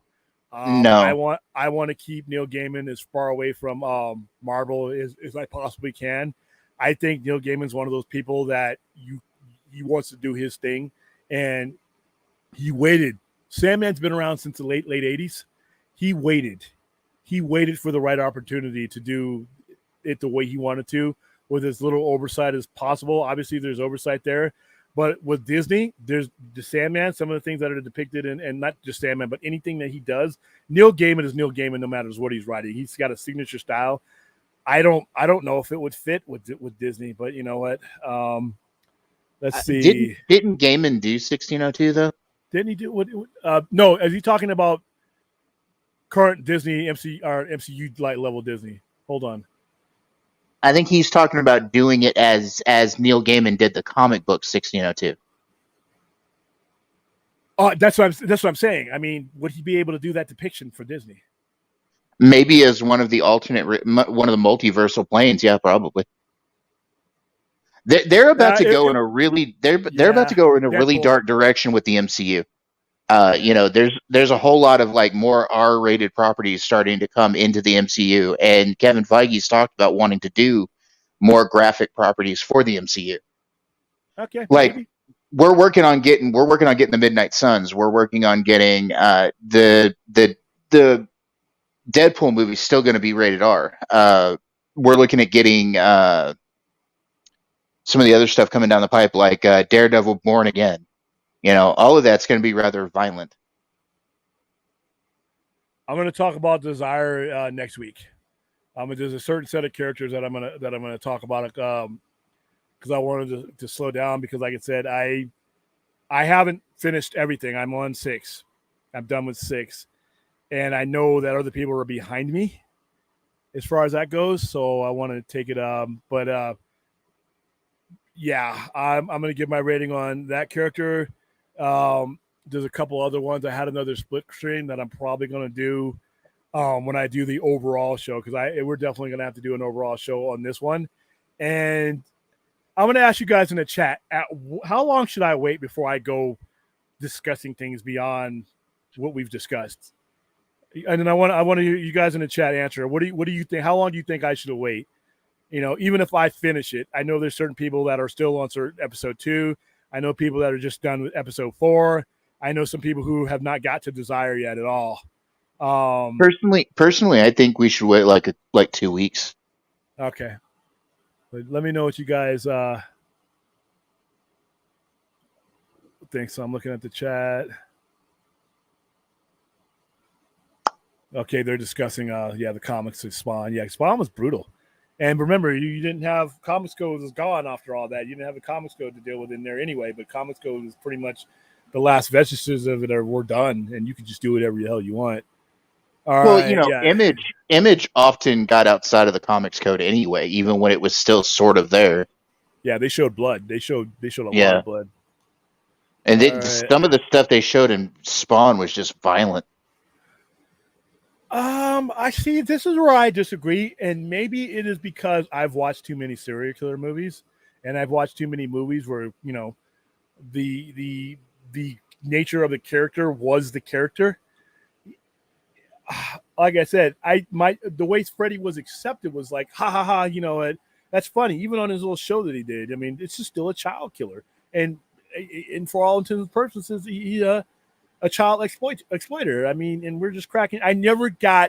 I got the sense of Freddy as a joking killer but never what he was, the origin of his character was.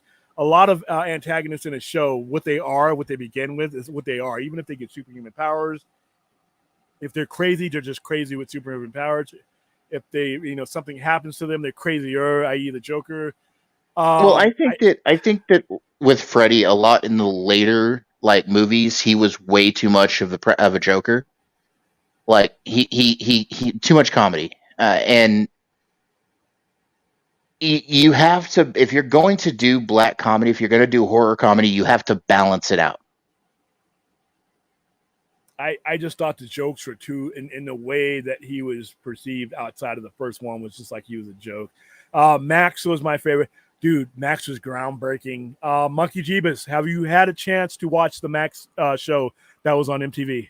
If you haven't and you love that book, you probably already have. I'm probably talking to the wind here, but if you have not, that TV show was great and that comic was great. Like as we were talking before, it touched issues that just didn't get talked about. It sexual assault. It touched on serial killing in comic books that wasn't in a different way. Coping. Mental issues, being traumatized, and the outback and the visualization. I thought was cool is the visualizations of what's going on in these people's head is because they've been damaged, and you're led into that. You're getting to see the world through the eyes of damaged people, and what people are in her reality versus what they are in real life. Sometimes they're worse. They weren't doing that. And that's released in 1990, 1992. And some of you guys who weren't around then, I was around then. It was groundbreaking because it just was just in the same way that X-Men was groundbreaking in the 80s. The Max was groundbreaking in comic books general, especially for independent press, which is what Image was at the time. They just weren't telling these type of stories. Now it's old hat, but at the time it just wasn't. Sam Keith this is straight off of his run of Hulk. It might, one of his better. His covers are Hulk. But Sam Keith was great in this, and the character itself, just the visualizations, the outback, the id, all these things. But if you have anybody watching right now, like I said, I recommended Watchmen for people. I'm recommending the Max in all of its forms, both on paper and please watch that TV show. Another one of the TV shows from MTV that I think everybody should watch is The Head. It came on at the same time as the Max, around like it Yeah, was in the same hour block. The head was cool. don't watch that. Don't watch that. That's gonna fuck up your life. Don't watch that. Don't be. We're gonna edit that out because I don't want people getting blamed for their lives being messed up by that show. That show was. I did. I never. I never got that show. Okay. Snyder should do Spawn. Mm, I think that everybody I like. bet. Okay, better than McFarlane doing Spawn as far as directing goes. If that's my only choice, then yeah.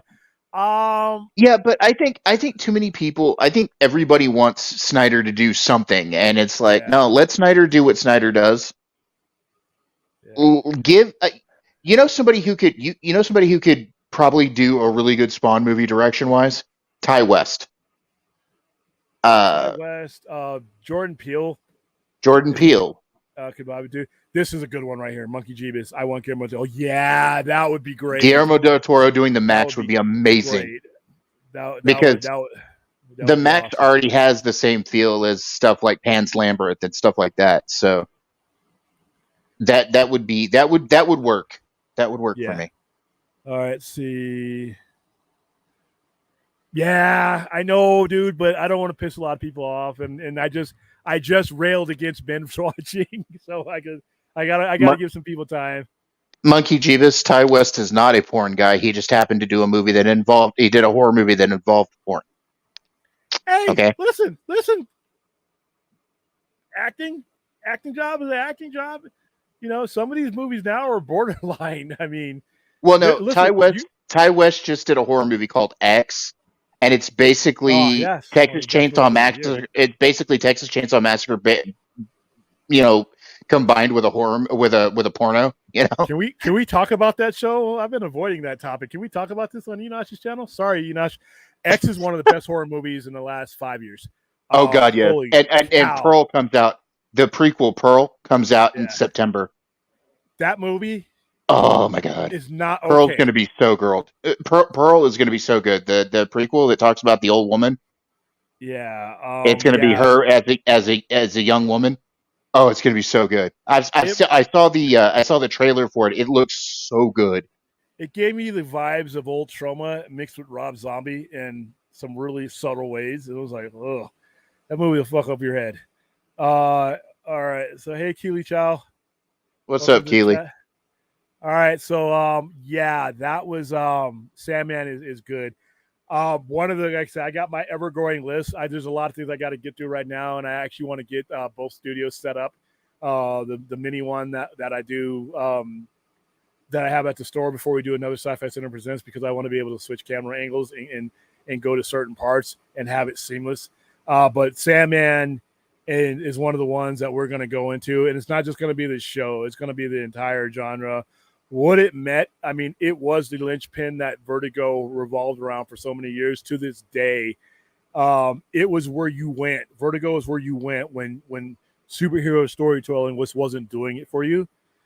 And if you lived in the '90s, in the atmosphere of the '90s, I know it transcends beyond that. It came out before that, but to me, it's stuck in the '90s. It is perfectly fit in the '90s. The music, the post grunge era that was going on, alternative radio. What Vertigo was doing was the visualization to that soundtrack. I didn't think this was going to have the feel that I thought it needed because I've always said when it comes to depicting things that were made at a certain time, like Red Dawn and the Thing, and whenever you do things, certain things are a product of the time that they were produced in because of the atmosphere that was going on. And the Sandman, for me, reached its height of its popularity in the '90s and mid '90s, where a lot of that was going on. I wasn't sure whether we could transpose that to 2022 with everything that we've changed as a society.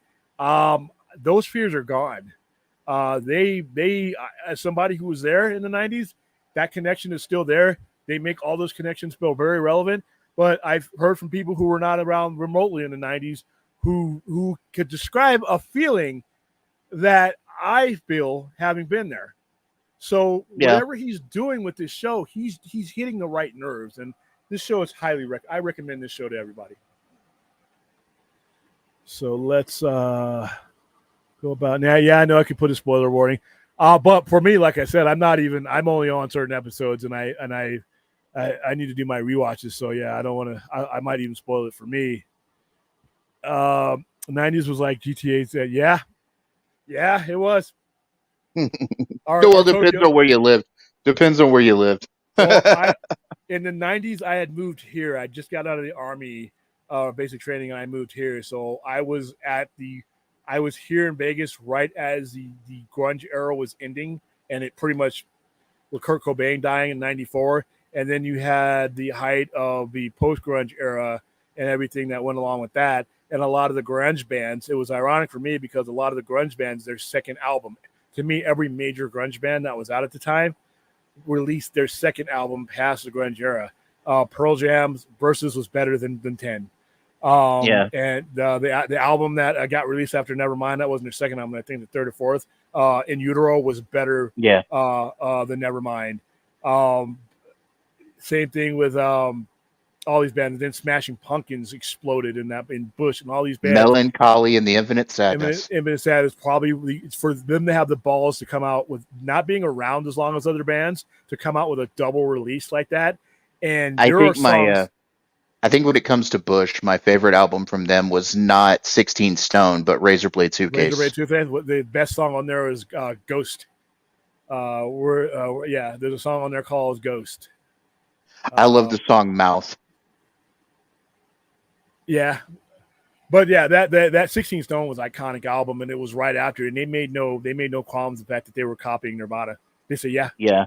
just like Oasis. Oasis didn't make any qualms about they were copying the Beatles. They said thank you, they thank you, and they collected their money. But yeah, the But '90s.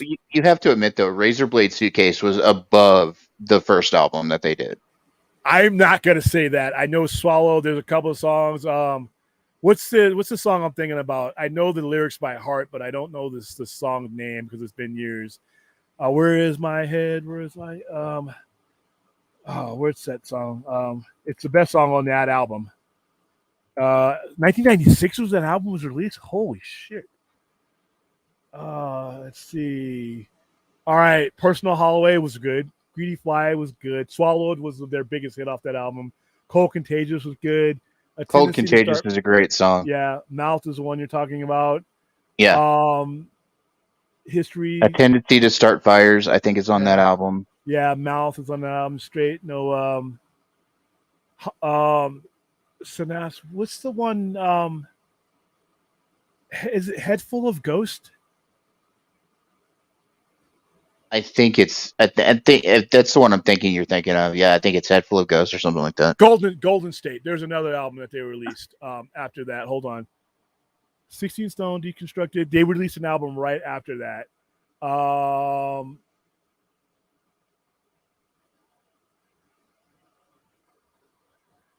Cannot find it. I love the song Sound of Winter too, but I can't remember what album that's on.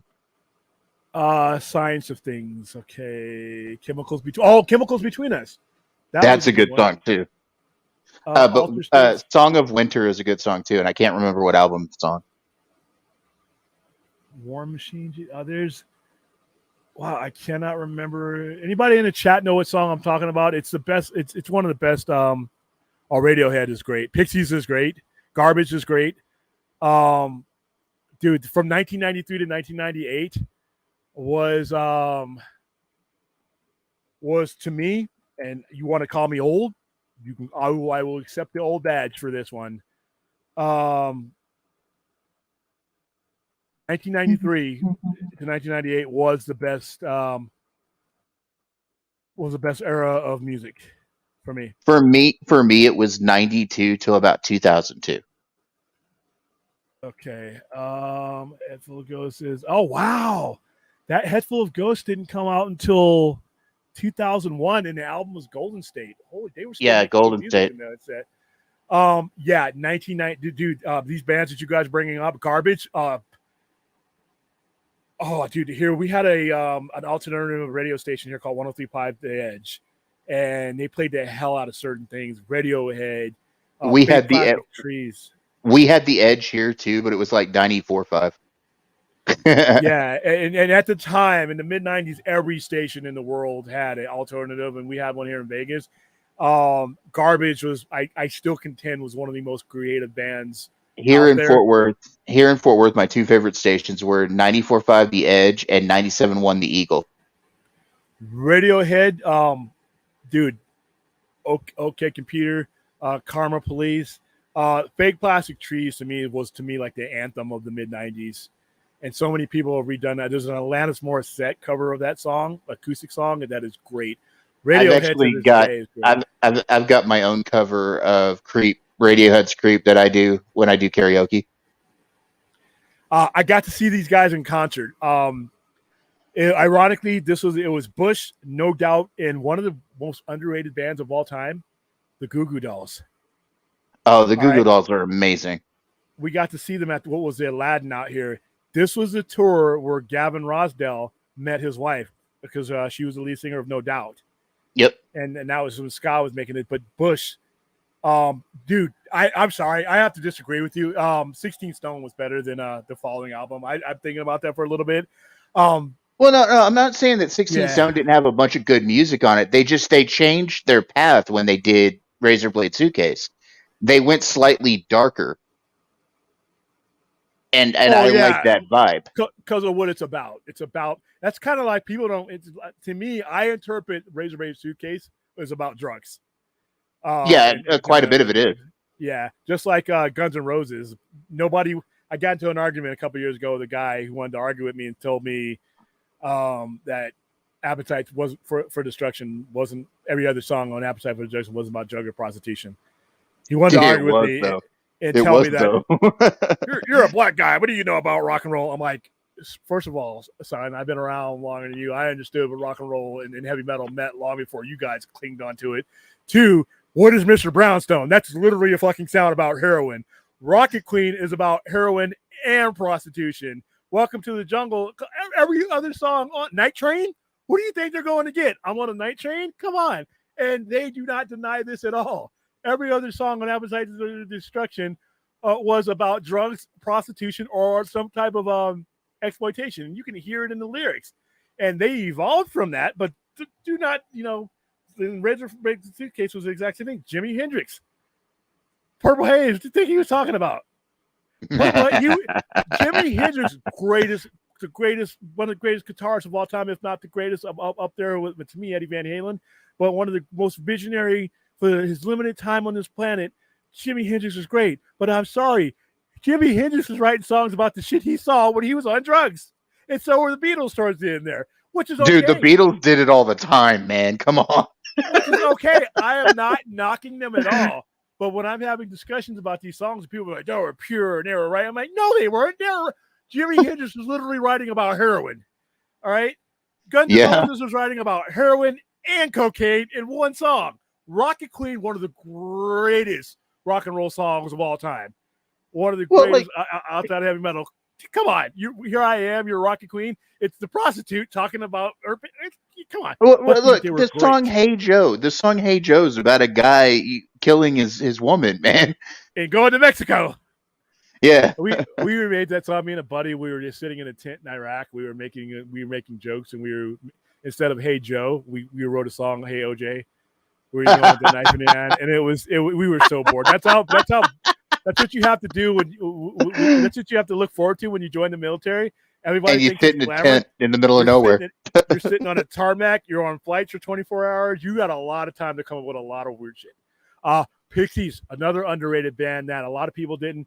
The Pixies music wasn't really played as much as it should have been. And now I hear people, because Where's My Mind is played on a bunch of different commercials now, and people are starting, which is the cool thing about modern technology is in these shows is people are starting to realize these songs. Oh, I heard this new song. Somebody put up a Shazam and they were listening to a commercial. I love how because of Stranger Things season 4, Kate Bush has become a thing again. Yeah. Dude went where? She's talking about the guy that was telling you don't know anything about rock and roll because you're black. Oh, dude, I get this all the time. We're gonna do a stream on that because, dude. Okay, first of all, the original rock and roll, what all of modern rock came from black music. Okay, Ted Nugent who I don't agree with on a lot of stuff. I think he's batshit crazy. But he Yes. said it one time. He said this one time.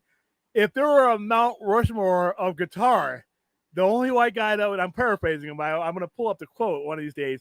The only white guy that would be on the Mount Rushmore was Les Paul because he created the thing. But he ran off B.B. King, Jimi Hendrix, Chuck Berry. I Yep. mean, even Tony Iommi brings up the same names I just listed up as people that inspired them. And when it came to Jimi Hendrix, remember Pete Townsend was so pissed at Monterey Pop that he had to go on after Jimi Hendrix because he had blown him away with all that. So Yeah. the electric guitar, heavy metal, and rock and roll belongs as much to black folks as anybody. And it was one of the It coolest does. things. And It growing up in does. LA, we didn't have these barriers in LA. In LA, if you listen to, you were in such a subset to begin with, where if you were listening to the Metallica, you were a devil worshiper or weirdo anyway. So if any of the guys, whether they were white, black, Mexican, didn't matter, found out that you listened to it, they welcomed you in their brotherhood, and you got the mixtapes. That's how I found out about heavy metal and all that, because I was a kid. I couldn't afford to buy this stuff. So I would tell them, oh, dude, what are you playing over there? And they're listening to Master of Puppets or something like that. And I'm like, they'd have the boombox. We didn't have the, earphones. They had the boombox and they play, and that's cool. I got enthralled. And next day they came in, they came in with a mixtape with all of Metallica stuff up from then to '86, and I'm like, wow, and that's all we did. We didn't really define things. It wasn't until I got older and moved to different places where people had these stereotypes of who. And when Living Color came out, people were like, oh, I can't believe these black guys are doing. I'm like, what? What do you talking? And then Body Count. Oh, what I see. What's funny is in the early '90s, you talk about the grunge era of music. I knew about the grunge era, but I really wasn't a part of it. What I was part of during the early '90s was the goth punk wave. Yeah, that was some good stuff, though, man. It was some really good. You And know, you you had had to stuff like sift through it. you had stuff like Bajas. Uh, you had The Cure. You had Susie and the Banshees, stuff like that. You know.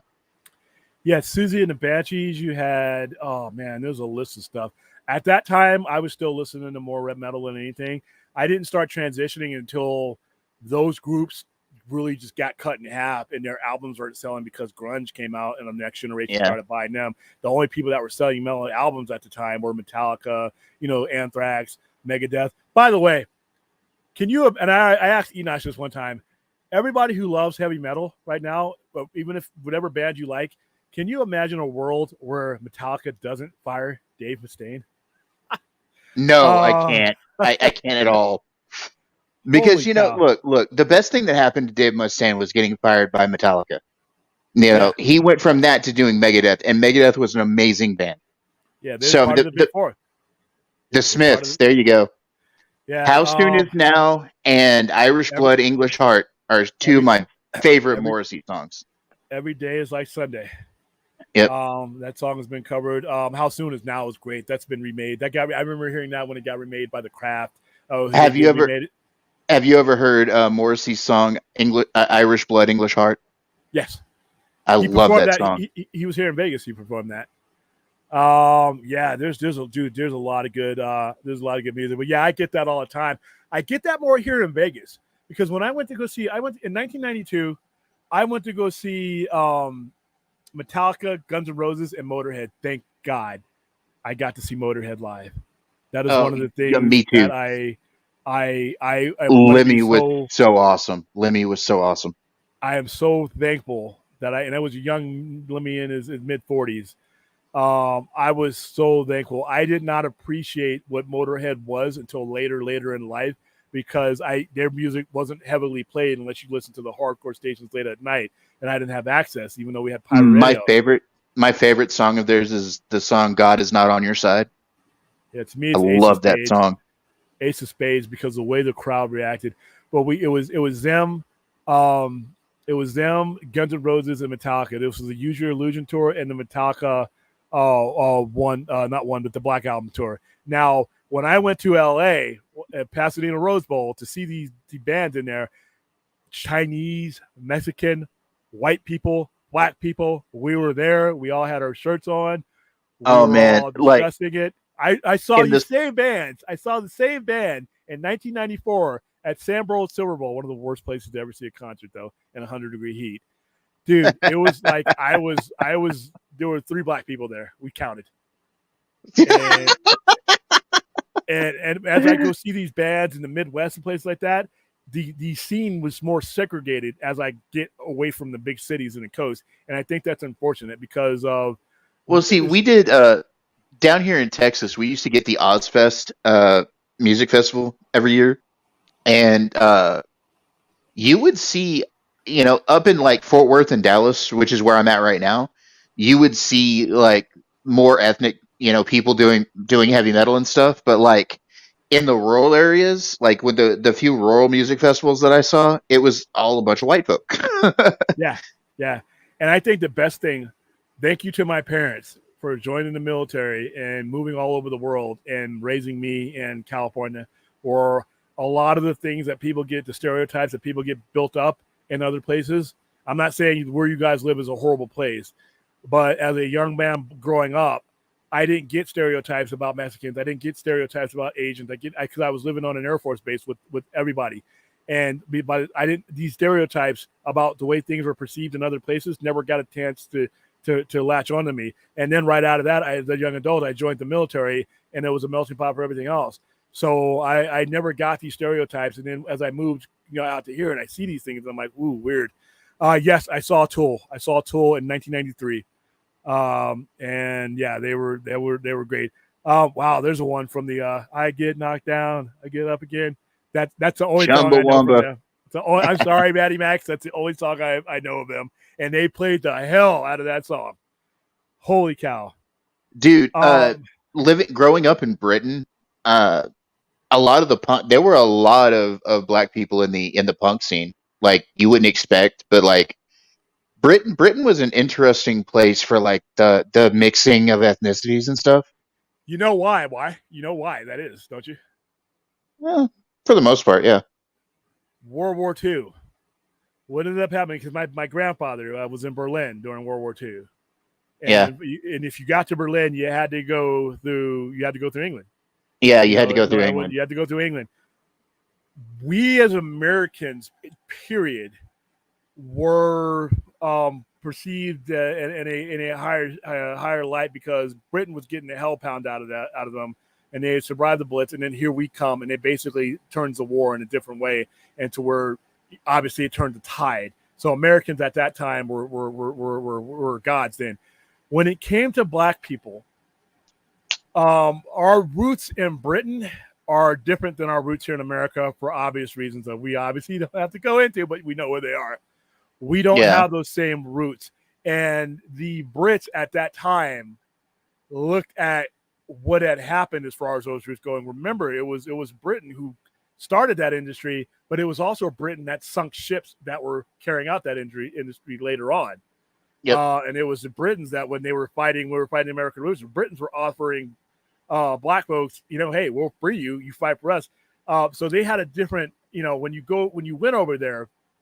Well, it's What like happened? during the What happened? Civil War. Well, hold on. Uh, What happened in World War II is a lot of guys that served there came back to here, and we were still dealing with segregations. A lot of guys relocated back. Thousands of us relocated to Britain, and now you have third, second generation people in there because they weren't comparatively. There was still some racism in Britain, but compared to what Jim Crow in the South and everything was going on here in the 40s, oh, 50s, and 60s, it was a hell of a lot worse here. night A and hell of day. a lot worse here. So that's how we got there. Go ahead. What you were about to say? Then no Civil War. Yeah, the Civil War, during the Civil War, the Confederacy tried to approach Great Britain to help out the South, and Great Britain told the South, "Hey, you have to manumit your slaves before we'll help you." And the South Yeah. was like, "Nah, we're good." So the Britain was like, "Nah, then we're good with you too." And then they ended Yeah. up blockading the Yep. Confederacy for the North. Yeah, that was hilarious. I knew the Beastie Boys because Mike Nishida was their keyboardist. Dude, the Beastie Boys, rest in peace, Ad Rock. Um, I got a chance to see them live. Lollapalooza. Sorry to have these flashbacks. Lollapalooza, 1994.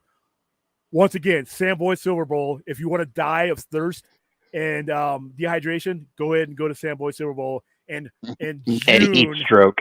June of 1994, the lineup. Listen to this lineup: L7, Nick Cave and the Bad Seeds. All right, Smashing Pumpkins, and the Beastie Boys. Ooh. And the Breeders, because this was the Breeders right after Kelly Deal had teamed up with her and her sister, and the Pixies were done, and this was the Breeders, and so the Breeders were there, and Summers, and I had bought their album. One of the greatest concert experiences that I don't think I'll ever top that experience. This is when this is only the third time I had ever been in a mosh pit because I'm a chicken shit. I don't when I see boots flying, I get the hell out of there. The only other times I had been in a mosh pit were when I went to Rocky Horror Picture Show, which was in California, and there are no seats in the front row. And when they do the time warp, you're circling around violently and you're getting kicked. Nothing meant by it, but you're getting lifted up, you're getting tossed around, Yep. you're getting, and then and everybody drops you. So I was averse to mosh pits, but you know what? I'm like, as it gets closer and closer and closer, I want to go see it. And there's nothing here. I didn't think there was anything here that people were going to mosh to. Dude, these fools were moshing to Smashing Pumpkins, and I'm not talking about bodies, Melancholy, Smashing Pumpkins. They were Pisces Iscariot. They were moshing to that. They were moshing to Space Boy. Space Boy is not a mosh-worthy sound.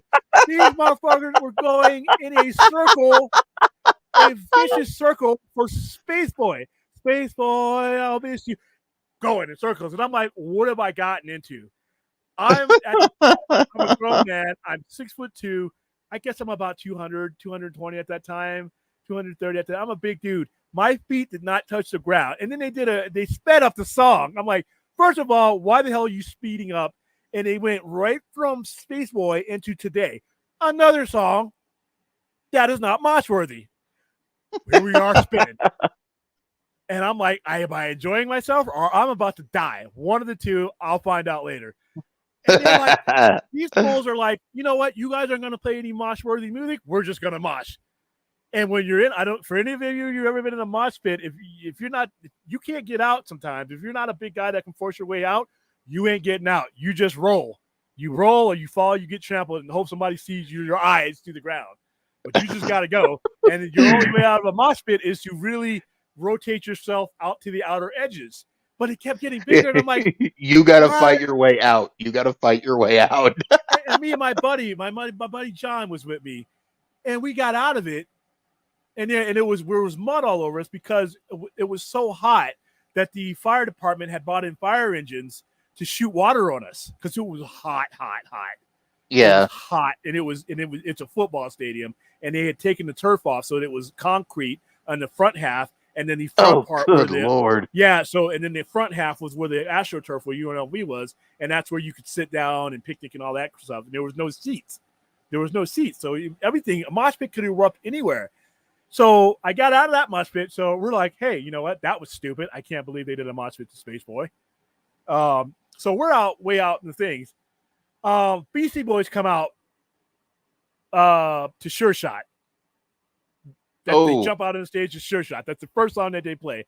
Once again, I'm so glad that I went to that concert because you ended up losing one of the Beastie Boys, and they are one of the greatest bands of all time. As far as I don't care what any genre goes, they are it. They start doing Sure Shot, and we're in the back now. We're at the point where there's seats, and we're safe. We're drinking water. We're enjoying ourselves. There's hot chicks wrecking around. They're just, it's hot. There's a topless chick over here doing whatever. Nobody's saying anything. We're just enjoying ourselves. Sure Shot comes out, and I'm like, nobody's moshing the Beastie Boys, period. There's nothing to mosh. Maybe you fight for your right to party, but that was their last song that they played because that was, their thing. They're moshing to Sure Shot. Not only are they moshing to Sure Shot, they decided to set up a mosh pit where I thought I was safe. Clearly, fuck, I wasn't. It is in the back of Sand. So I guess because 6 or 7 guys started spinning, we all got to spin. Once again, couldn't get it. And we did 4 songs. And these fools did not stop. I'm like, don't you guys need water? Don't you guys need to breathe? 6 songs. It was Sure Shot. What you want? which is a horrible song to mosh to. What was the other one? It was Sure Shot. It was Paul's Boutique. I mean, there was a couple songs, and they weren't even pace songs that were like, let's go. And I'm like, God damn. And then finally, we're like, oh, sorry, that's just foreign channel. Finally, I got up. We went, they had the seats set up in the stadium that weren't general admission. We just went up there and said, screw it. You guys watching the seats, screw it. Still the highlight of my life as far as concert going. But man, I realized later on I had been kicked. I didn't feel it. My leg had gotten caught up and I had twisted something that I didn't feel till later on when I had to go work the next day and I couldn't move. My buddy had got a concussion because somebody had been lifted up in the air and she was wearing Doc Martens and it hit him in the back of the head and he didn't knock him out, but he was woozy. Wouldn't trade it for the world though.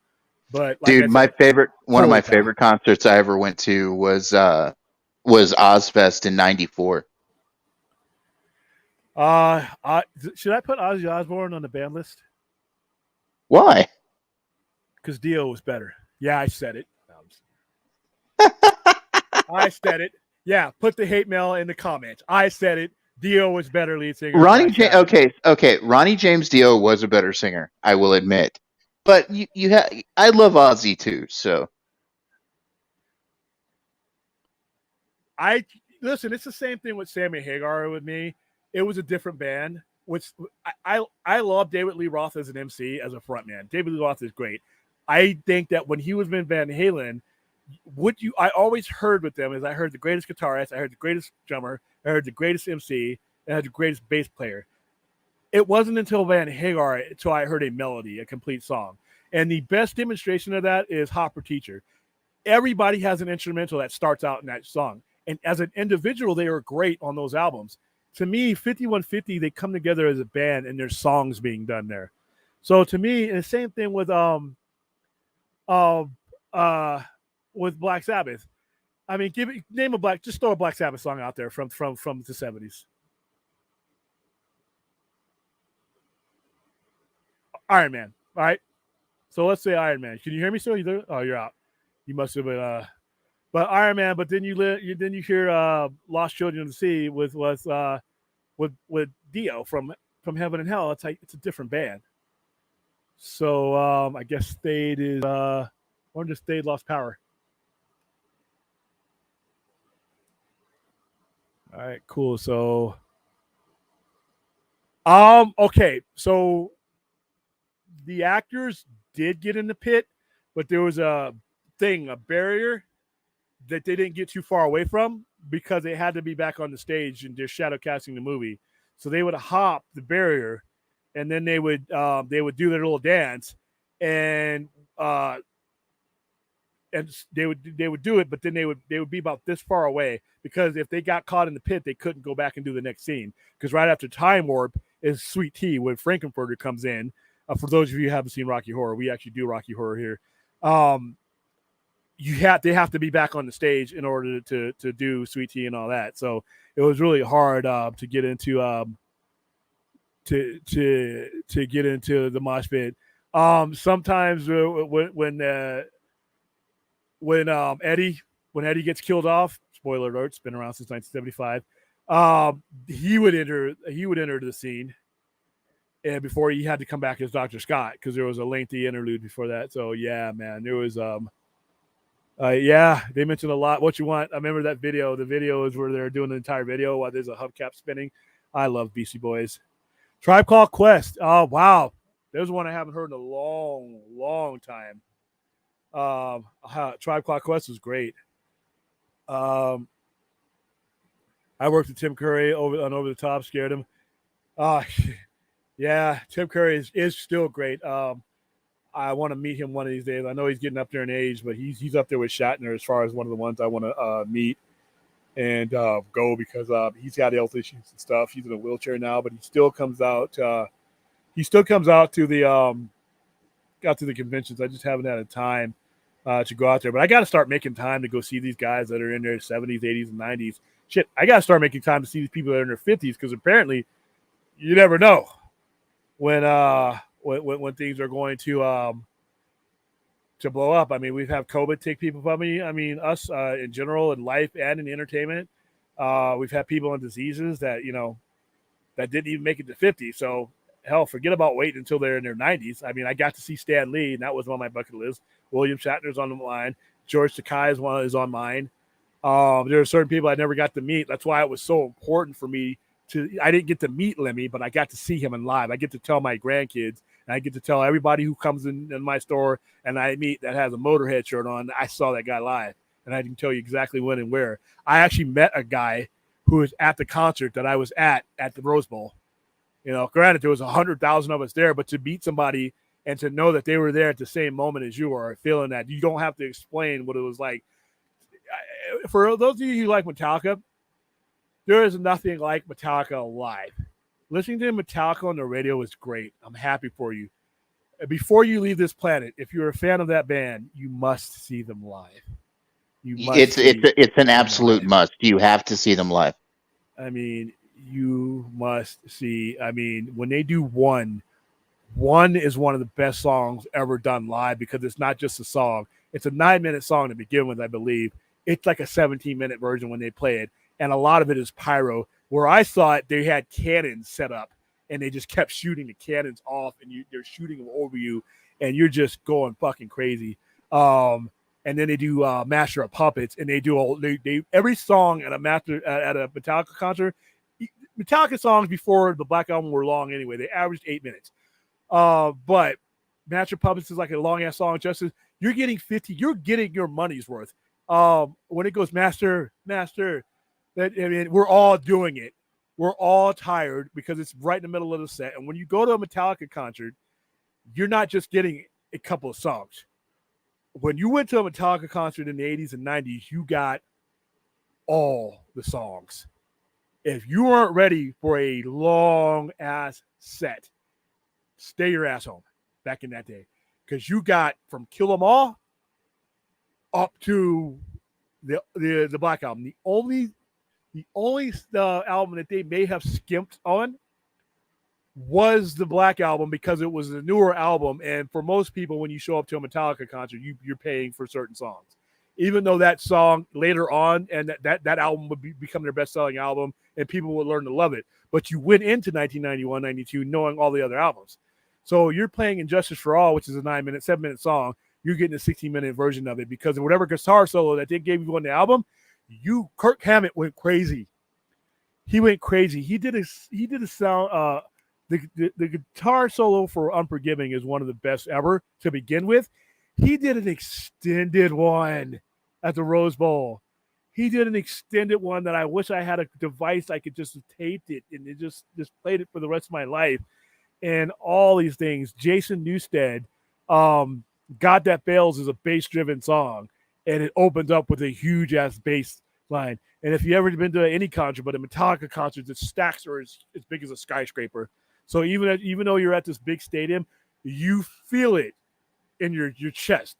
The concussion is in your chest. You feel it. And when you hear that bass from the God That Failed, oh, my goodness. If you are a fan, I would say go see your favorite band live no matter what. Only one band that I've ever been to that I didn't think sounded good live, and that's Guns N' Roses. I love Guns N' Roses as a band. Live, I think they are horrid. I have seen them 3 times live, and they are not good. You're going to a Guns N' Roses concert, in my opinion, to be in the same room with them, to say I've been to a Guns N' Roses concert. Whoever edited their albums and tuned their albums and did whatever their albums is a master. I don't think Guns N' Roses sounds good live. You get caught up in the moment, but Metallica, Megadeth, it's almost to the point where throw all your physical media at the Megadeth away and just go see them live. They're one of the greatest bands of all time live. When we went to go see the Big Four, and it was them, Anthrax, Megadeth, and Slayer. Slayer, you might get hurt. Once again, if you're not into physical confrontation, don't go to a Slayer concert. I'm warning you now. If they ever tour again, don't go to a Slayer concert. If you do not like being touched or shoved around, you need to just be content with videos and somebody else's videotaping of the concert. Because when Rain of Blood comes down, you're getting fucked up. All right. And not only is that you're getting fucked up, you're happy. Everybody that's getting just completely stomped during that song is happy to be there.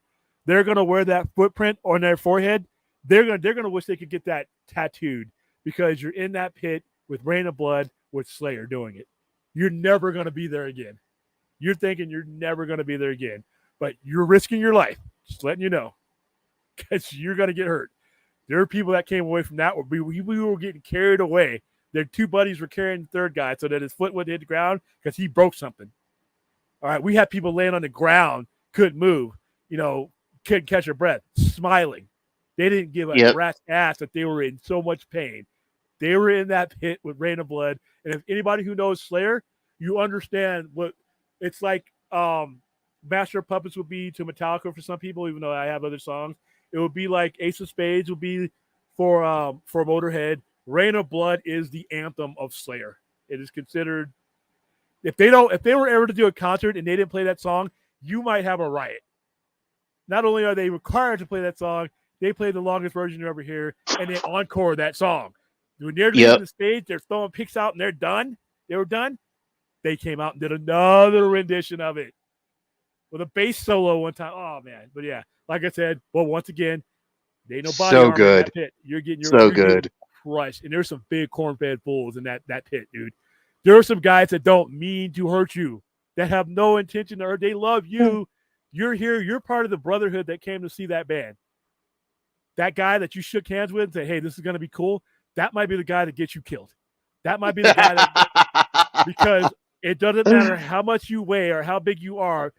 Thousands of people can lift anything. And that guy might be the guy that gets thrown at you. And he don't mean it. They don't mean it. It's all good. But Rain of Blood is one of that dude. I've been to war. I've been in combat. I've been in situations where I've been pushed out of moving vehicles and stuff for training exercises. But I'm wearing armor. And I'm like, this is safer than that song and that time.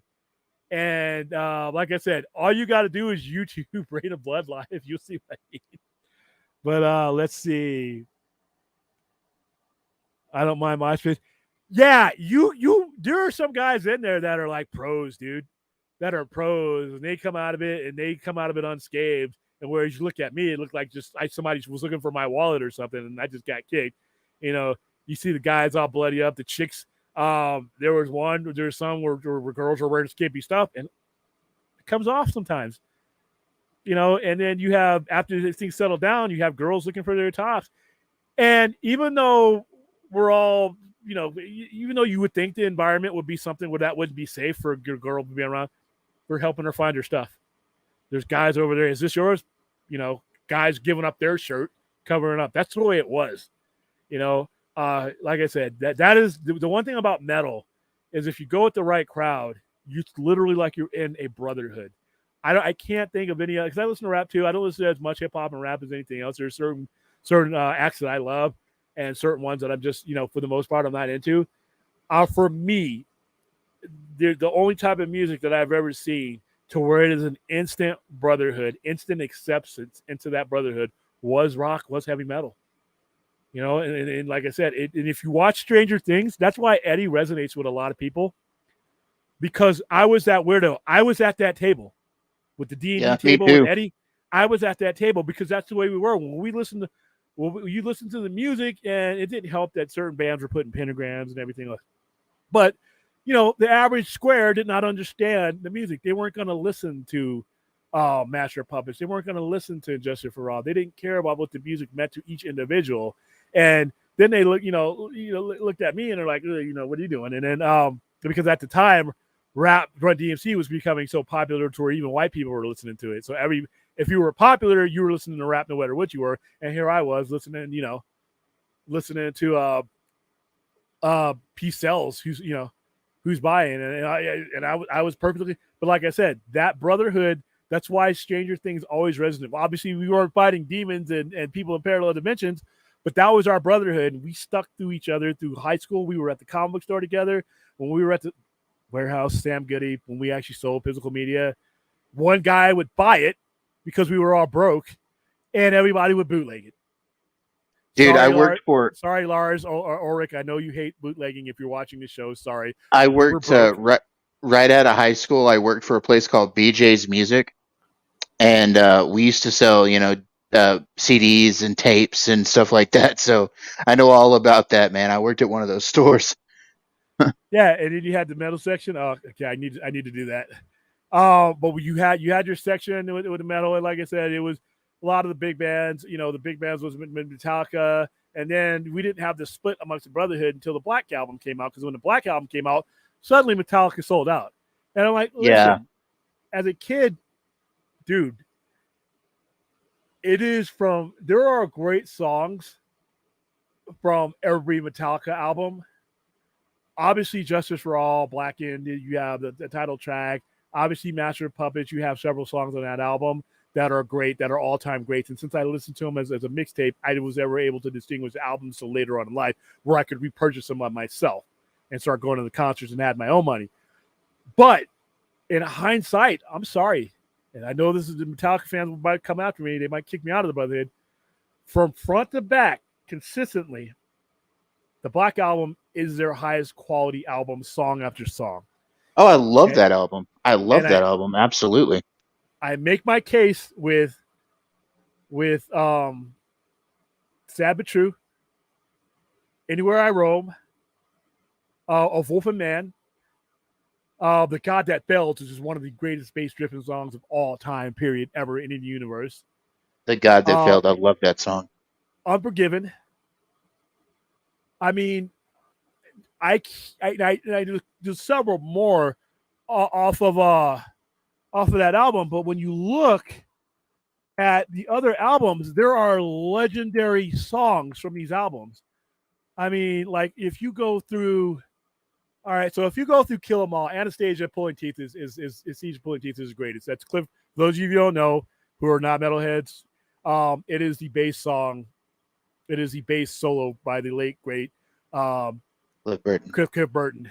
And obviously, we're going back to side 1 to 2. Hit the Lights, the Four Horsemen, Anastasia Pulling Teeth, instrumental, Cliff Burton. These were great stuff. Am I Evil? Bonus tracks that came out later on when they kept re-releasing them. Did you Those ever are great. listen to the Garage Inc. album? Sounded like shit, but I loved it. They I meant for it to love sound that like album. shit. But when you go into Ride the Lightning, Fade to Black, Whom the Bells Tolls, I didn't think Ride the Lightning was up. The title track was up there. Creeping Death wasn't up there for me. So there was only 2 songs off of that one that I thought that was great. So I'm only at 2 songs for each of these albums. Now, when it comes to Master of Puppets, obviously Master of Puppets is great. The thing that should not be Welcome Home Sanitarium, yes. Orion, a lot of people love Orion, another instrumental. I'm not big at that. So off of Match, listen, and I'm not saying that there's any bad songs on any of these albums. But when it comes to a black album, there's just great song after great song from front to back on both sides. And yes, I'm old, both sides. That's the way we had it. We had to turn them over. Now you get to Injustice for All, which is the second greatest album. And depending on what kind of binge I'm on for whatever day, it could be the best. Every time I listen to Injustice for All, I do the air guitar. I don't do it in public, but I do the air guitar. All right, See, so I like some of their older albums. I like Load and Reload. okay, we'll get to those. Now, when you get to Injustice for All, Blackened is great, Injustice for All is great. 1 is great. So now we're up to 3 songs. Eye of the Beholder, good, great song, but they're not in that avenue. Now we're Injustice for All almost ties the Black Album for me. Is one of the greatest songs ever made by any heavy metal group. Harvester of Sorrow, dude. Listen, when I would have my little earphones on and you never listen to Harvester of Sorrow when you're walking to work.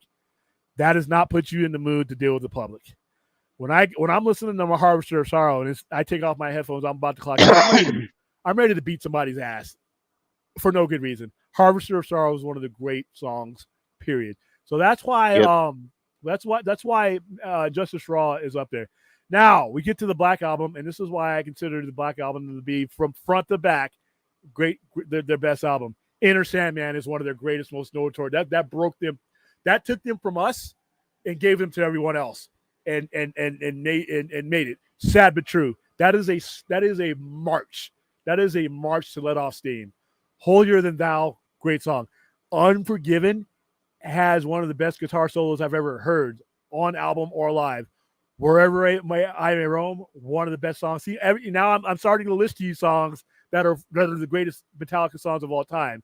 So when people The said they sold out, best I'm like, opening ugh. song on that album to me though is Of Wolf and Man.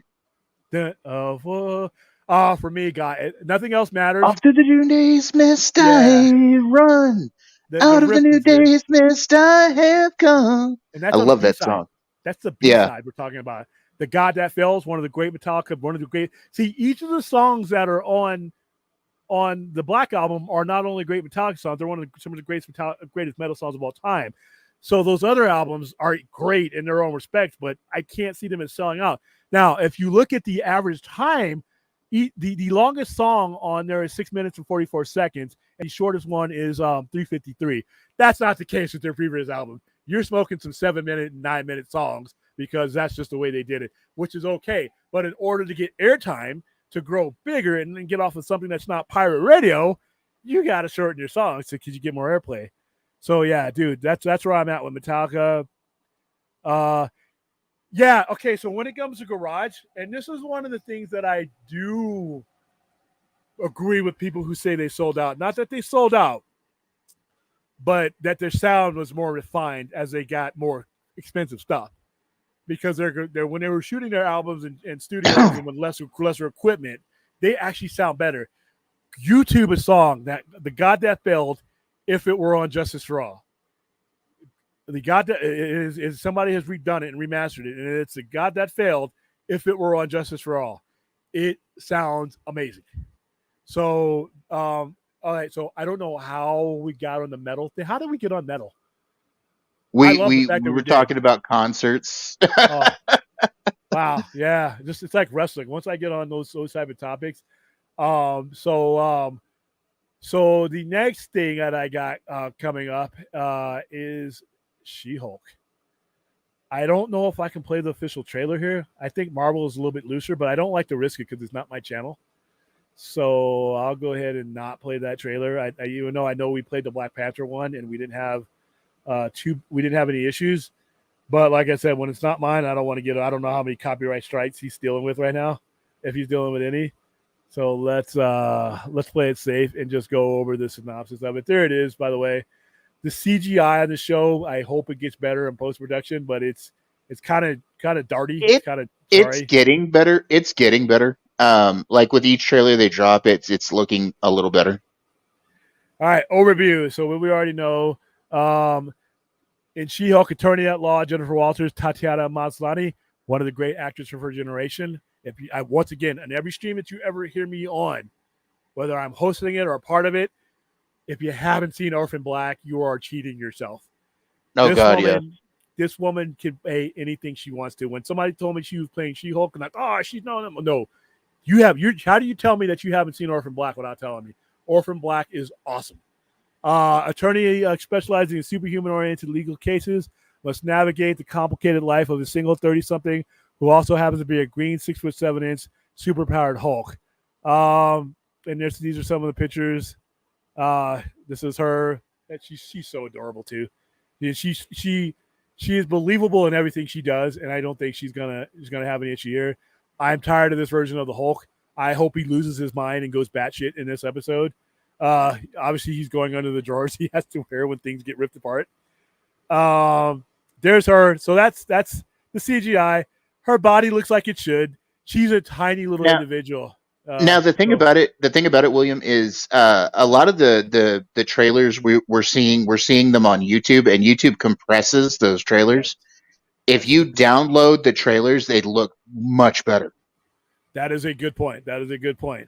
Like I said, I wish I knew I could play that trailer because I would have downloaded and put it. She looks great here. Her body is proportionate. They've done things with her face to make the tiny little 5'3" person she is, make her the 6'7" She-Hulk. They've proportioned herself, so that's good. That's an improvement. Emil Blonsky, the Abomination, another gamma radiated individual. That makes 3 people that should all be dead. By the way, if you get exposed to gamma radiation, you don't turn into the Green Hulk. Y- You just your die. body falls apart. Your body You falls just apart. die. Not That's good. the one thing about comic books, man. Comic books made radiation fun. You get bit by a radioactive spider, you die. You go up and you get hit by a solar flare. If your ship can't take it, you die. All right, that's what happens to you. So Our yeah, don't planet watch. gets hit by a gamma ray blast. We die. Oh, a gamma bomb, you're dead. And what is left remaining of you is not turning into a superhero. I saw the trailer where they're doing the Zen stuff, and she's more agile than him. She did an interview the other night. She says when Hulk gets mad, why does before he turned into soft Hulk, he would lose his mind and go crazy, and he would be a savage. And why does She Hulk not have that problem? And she said, as women, we control our anger more as you know, as a habit, as part of who we are. So we don't compartmentalize things like Bruce did, to where his childhood and his abuse personified himself in rage. She didn't have all that rage to hide, so it basically became her personality, and that's how they explain it. Here's another one. So this looks good, and like I said, she's a great actress, and the fact that they're taking this tiny little person and making a 6'7" human out of her. So I'm pretty sure the CGI on Disney Plus is going to be a lot better. Oh Um, yeah, it's gonna look great. We're it looks getting fun. Titania as a villain too. That's her Yeah, right there. that looks like John Meacham in there. If anybody doesn't know who he is, but yeah, yeah, Yeah, that right there is Titania sitting there. she looks like the lead singer from the B-52s. Yeah, Uh, this is cool. I saw this in the trailer. That's her, when she's not Hulk, and you see how tiny she is there. Not a very big human being at all. And so, like I said, this is a real transformation for her. And then that's the original one that we saw, with him trying to get her angry. I yeah. guess that's part of the trailer. So yeah, this is looking good. I think this is going to be one of the when it comes to Disney and when it comes to Marvel in general, it is coming down to the TV shows for me. The movies are hit and miss. I think we're Um, gonna get. I believe this one's gonna be 9 episodes. It's not gonna be a yeah, short one. It's gonna yeah. be 9 episodes. So Which I want to make a law. I want Congress, if you're watching, no less than 9 episodes for these streaming shows. You send me another six episode series, I'm going to come after you. And then Daredevil's I'm gonna 18, so break legs. I don't know what they're smoking with Daredevil, but I applaud you, 18 Daredevil, for going episodes. 18 episodes. I applaud you. Even if I don't like Daredevil, I'm going to support the hell out of it because I want that to be the standard. All right, if I had Strange New Worlds, 18 episodes of those, I'd be in euphoria right now. But all the Marvel shows I have liked. I mean, for the most part, WandaVision wasn't for me. Hawkeye sucked. But I loved Falcon and Winter Soldier for the majority. The majority of the Marvel shows I've enjoyed better than the movies, and I'm looking more I forward to enjoyed the show. Hawkeye. I enjoyed Hawkeye.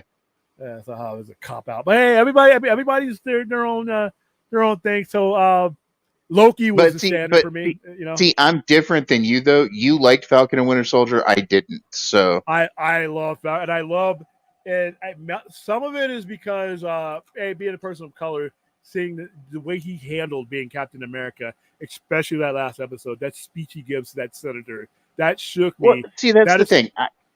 I don't mind Sam. I love the idea that Sam's Captain America. I just didn't like it. The Falcon and Winter Soldier just didn't hit for me for some reason. oh, I loved it. But see, I loved everything that those two characters are in, and without Captain America, I thought they actually became stronger characters. But like I said, when he's basically donning the symbol of America, and when we're going through right now as a country, and his speech hit home. He says, "I'm carrying the stars and stripes, and there's a million people here out there that hate me just because of that. But here I am, no blonde hair, no blue eyes, no superhero serum. The only power I have is that I think we can do better." And to me, when you say things like that, that can apply to everyone. I loved it. Yeah, So Falcon and Winter Soldier was great for me. Miss Marvel, I liked Miss Marvel. I liked Miss I Marvel. haven't watched that one yet. But I hear it's good. I liked Miss Marvel for the same reason I liked Shazam. It just gave you a feeling of camaraderie and growth, not only with the main character, but the people around the character. I love when characters evolve. I love when I think a character is a piece of crap on day one, and I have time to see that character evolve into something else. That's why I Did like you series over movies. did you see What If? Yes. I loved that. That was good. Yeah. I like certain episodes of it. Certain episodes, I'm pretty sure that are going to come back and appreciate more as we move on. But I didn't hate it. Well, I'd like it half and half with me. But like I said, when you get me a series, I get to see you can show me a dimension of a character and not think that you're using up all your time. You don't have to jam all the dimensions in that character in one 2 hour movie. You have 9 hours or more to show me what that character has, and it's something you can't do. And I'm glad. I like to see Marvel or any comic book apparatus using this as a tool to connect to their movies, because some of these characters get lost in the movies and they get found in these TV shows. So I'm having a lot of fun with these TV shows. What I'm gonna love about this show though is she breaks the fourth wall, which is something she always did in the comics. Yes, yeah, and that was I wasn't following She Hulk prior to the John Byrne run. The John Byrne run was legendary. To me, that's what made She Hulk a popular pop icon. John Yeah, Byrne, John Byrne routinely, yeah, he did it February of '89. He started the She Hulk series and actually lasted for a while. Um, um, I like the cover where he threatens to come and take your X-Men comics. That one's fun. Yeah, and when Zenmu the warrior is has her by the hand and she's busting out of the comic, and a lot of the times on the cover she's talking to you as a fan on the cover of the comic. Let alone in the comic, she's talking to you as well. Like, what should I do here? She's talking to you in the comic or talking to you on the cover of the comic, which wasn't happening back then. Let's see. The people that are gamma mutants in Marvel, I actually curse, yeah. And Well, in the Immortal Hulk storyline, you find that out that Banner's actually cursed. well, Immortal Hulk, another great series, by the way. Alex Ross covers are brilliant for the ones who got to see all those covers. And Immortal Hulk is a true horror story of a comic book. It is a Oh yes, scary, gross comic book. There's things that happen to people in that comic and I love it. It's a horror element of Hulk. It is the best Hulk since Peter David's run. Um, I love how Hulk won't let Bruce Banner die. yeah, that was cool, and their conversations were kind of cool too. Um, People getting using Marvel actually occurs. That was sort of the way Stan Lee kind of meant for mutants in general to be. Remember, Children of the Atom, when these characters were created, we were blowing shit up. We were we were doing nuclear tests, Yeah, and we didn't know what the results was. Godzilla, all these things came from the nuclear age, because it was a very scary time to be alive. them, them. Yeah, the giant ants and anything radioactive made it giant. Now and then he made radiation into something that it was kind of like a way to assuage our fears over radiation, make it into these Yeah, friendly people. Hey, the thing is friendly. Radiation won't harm you.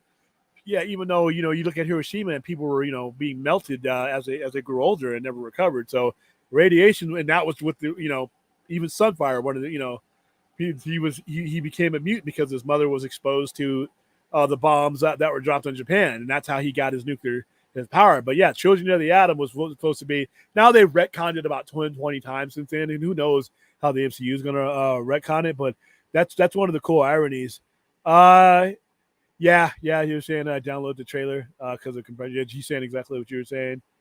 Oh yeah, Moon Knight is behind Loki. Moon Knight is up there with me. I loved Moon Knight. I especially loved that last Moon Knight. Oscar Isaac, if he didn't get nominated, or the Emmys already announced, but if he didn't get nominated or doesn't get nominated for his portrayal in there, that the Emmys sucked in.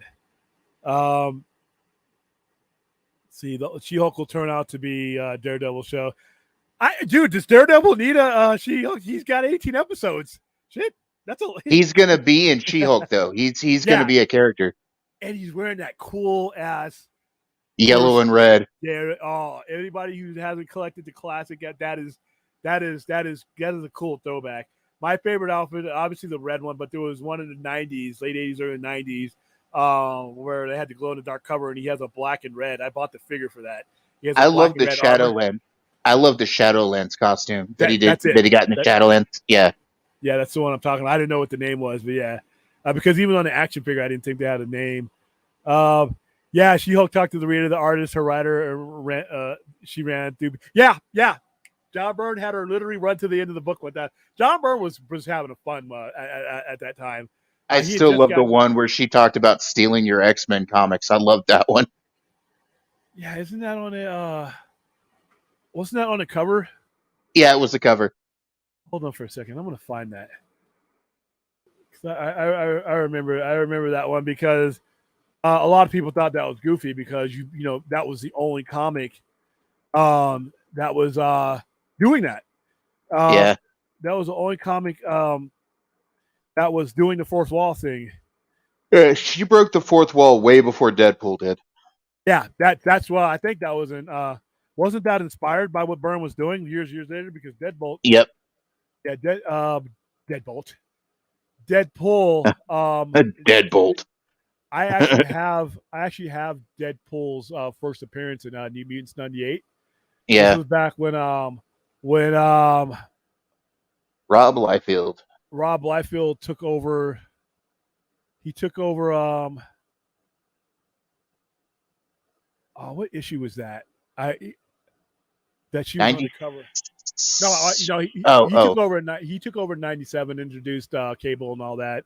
He introduced Yeah. Cable in '87, and then Rob Liefeld took over in Rob Liefeld took over in '87 because him and Fabian Nicieza Yeah. created X Force and did all that stuff. Yep. Where is it? You're driving me crazy with that. Ah, here we go. Oh no, there was 2 covers she did.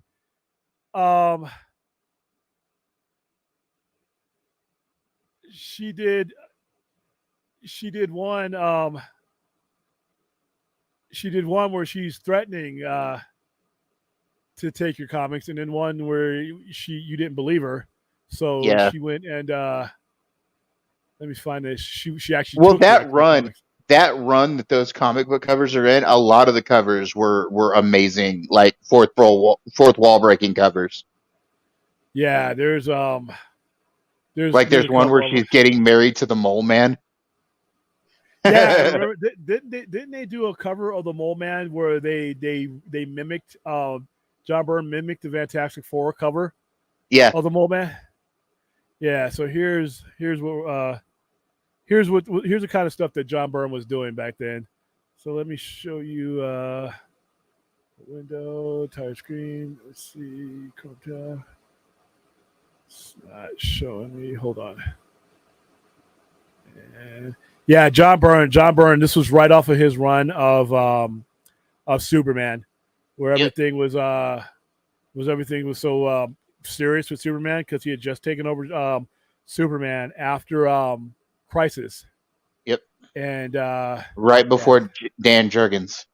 Yeah, which I know certain people love that run. I thought it was a good run, but I was owning a comic book store at the time, and the Jurgens run, unfortunately, was when the oversaturation of all comics began. X-Men with X-Men number 1, the Jim Lee was one of the all-time great. I think it might have sold more copies than any other comic. Where they came out with the 5 different covers. That was the era of the multiple cover things, and then you moved into the mid '90s with the chromium covers, the Evil Ernie, Valiant Comics. Every single cover was a chromium cover, and Every single number one of that run was a chromium cover. That's a classic John. And people criticize John Byrne because all his women looked alike. I didn't care. This was number 1. This was the number 1 issue. I had this issue. I bought this from my comic book store. And there's her holding a cover of the Savage She-Hulk, which was her original title. And that's the cover that you got. Amazing number 1 issue. It was fun. I didn't think I could have that kind of fun in a comic book as I did there. Let's see, Tony Movie, Chappie. I'm just gonna call you Chappie. The best Hulk that we've gotten is Edward Norton, Incredible Hulk, which I feel is the most. I don't think it had the resources and connections. If they had treated it like an MCU movie, I think it would be different. But that was a movie that was more of even though it wasn't at the same time. I don't think it was in that undercarriage yet. I don't think the MCU really took off like that until Iron Man. I don't think it really got the traction. And I think that movie that Edward Norton did was a unfortunate circumstance of us not knowing where this thing was going at the time. But yeah, it was a pretty good movie. The best Incredible Hulk stories for me are remember the TV show? Oh man, that TV show was great. I love how every episode ended with him like walking down the road with sad music. that Joseph Harnell, A Lonely Man. If anybody ever wants to know what that song is, and there's actually lyrics to that song that he has to that song, and they're even more like, "Here I go, a lonely man." I'm like, dude, I would hold back because I don't believe in crying in public because I got my man card, but I'd be sitting in the family room. Only movie I've ever cried at was E.T. and I was only 6. But watching the Incredible Hulk at the end because he was so lonely walking down hitchhiking in that song, I'm like, oh my goodness, this is gut wrenching, and you just felt bad for him all the time. But that was a Lou Ferrigno. I mean, the horrible makeup, but that's what we had. That's what we Lou had, and it was a Ferrigno world. and Bill Bixby. I don't know if I showed you this. I bought this up on the screen, up on the stream a couple of when I first started the show. I have a signed copy of a picture that my mom got on a plane 30 something years ago with Bill Bixby before he passed away. He wrote Oh, it to that's my cool. mom. He wrote it. My mom asked him to write it to me, but she forgot, and he looked at her name tag and wrote it to her. It is one of the most prized possessions I have. It's a picture of him. It's framed, and it's signed. He passed away 2 years later, and I'm like, Oh and I didn't man. even know he was battling that. So yeah, it's one of those things. And when you get a chance to meet people, if you get a chance to go to these, that's why when Enosh, we were trying to raise money for Enosh to go to the Motor City Comic Con because he wanted to meet certain people.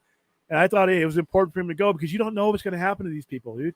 You Yeah, do well, not know in your chance. especially Yeah. since he got that picture with Shatner, and Shatner's what, 91, 92, something like that. Who is immortal, and I'm going to try to see him soon. Yeah, I'm looking forward to She-Hulk too.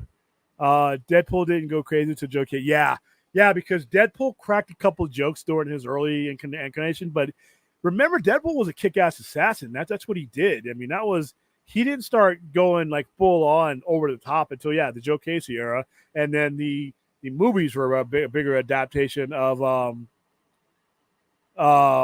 you know of what he was doing.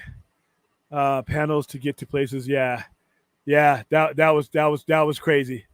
Yeah, that was crazy. She literally, if I can remember it, she literally ran from the beginning through the book, Of the and comic to you the can see end. her Yeah. running through the bottom, and everybody's looking at her down.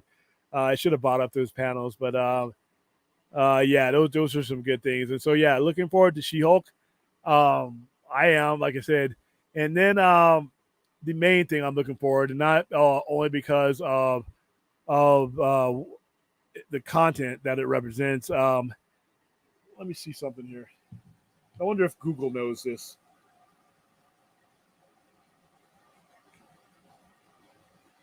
We need to ask myself this. Hey Google, how many days has it been since the last episode of Game of Thrones? May 19th, 2019 was 1,183 days ago. Hey Google, please repeat that. May 19th, 2019 was 1,183 days ago. Okay, for those of you who can't see that, 1,183 days since I have had my fire and blood, since I have had my Iron Throne, since I have had my dragons burning human beings to a crisp, since I have had heads being taken off, since I have had the show that set the standard for the 3Ds, death, dismemberment, and destruction. But I only got one more week from tomorrow, or today now. It's Sunday. House of the Dragon, the first Game of Thrones since 2019. And for anybody who thinks that the dreadful last couple of episodes, because they were poorly written and rushed, of season 8 is going to hurt the following, we're going to be hosting a screening during a packed house here at my center. And we're going to, on my channel, and it's going to be simulcasted on Poindexter Lounge as well. We're going to be doing a live post show. So I'm going to be looking for some hosts to host it with me online. Plus, we will be asking the studio audience questions about what they thought about the show. I'm there with you, William, if you need me, Okay. because I'm going to be watching it. So cool. And then we're going to be giving away prizes both to the viewers and to the people in crowd. I have a styrofoam Iron Throne that we're building that's going to sit behind me on the off screen. So I'll have my computer and everything set up there. We'll be answering questions in the chat, and we'll be answering questions. So it's going to be a real live event. So far we have a lot of people that are scheduled to come to this. I absolutely love Game of Thrones.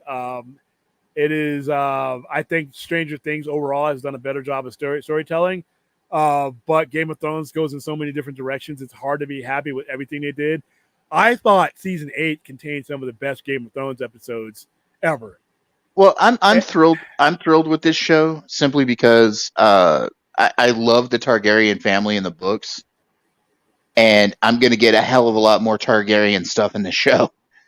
Yeah, more than you probably ever wanted or needed, and they're probably going to be banging each other because that's what the Targaryens do. Um, Season 8, like I said, the last episodes of Game of Thrones left a bad taste in a lot of us diehards' mouths because of the way listen, the first 3 episodes of Game of Thrones are up there. First 3.5 episodes of Game of Thrones, season 8, are some of the best Game of Thrones that they've ever written produced. So anybody who tells you the complete season of Game of Thrones is bad is not being objective. The Battle for Winterfell is an awesome holy episode. shit. I watched that with a room full of 70 people. Wow, 70 before COVID when you can do shit like that.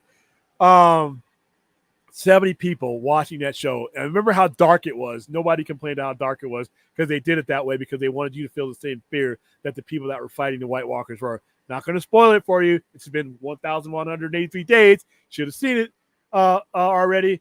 But for those of you who are, I'm not going to tell you how the battle wins, but, you know, it is a vicious battle that lasts the entire show. It had me on the edge of my seat. You don't know who's going to live, going to die. The battles are awesome. Characters that you love. And even if they died in that episode, you left with more. There's one character in there that has an entire redemption arc that goes 3 years long and ends there. It is great storytelling. The battle is great. The horror is great. The ending, the way it ends. When that episode ends, the way it ends, you would think somebody, the room full of people that we were watching, it would sound like they all had money bet on the winning Super Bowl team, and that team just kicked the field goal. Nobody expected that ending. That ending, I had never heard a crowd that we had assembled get The so one loud. the character you're talking about, I honestly think that his death scene was it was done well. And they put it in a part of the series because you're thinking, okay, this guy's going to go all the way to the end. So they got us. They were so unexpected. Now, the first half of episode 4 is when shit starts to fall apart. And when they start rushing things and they start rushing the character arcs. And that's where people hold against the show. However, everybody I've talked to about this show, they can't wait. It's like crack, man. It's like the yayo. It's like Al Pacino sitting in the table with the pile of cocaine. Somebody sold you some bad cane.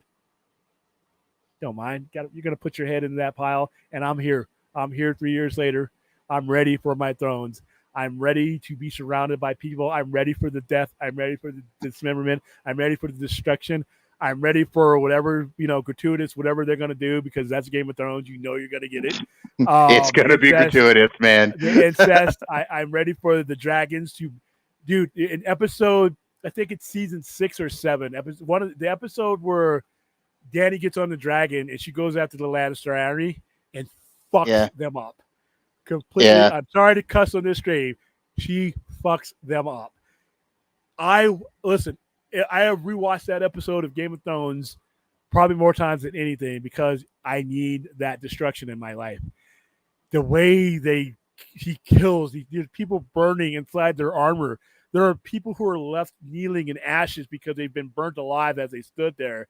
There's people that, the army that she bought with her is standing up on horses and shooting people because the Lannister army has their shields up so high, and the only way they can do it is to shoot over them. So they're running on horses that are going superhumanly fast to begin with, and these guys stand up on their horses and they're shooting.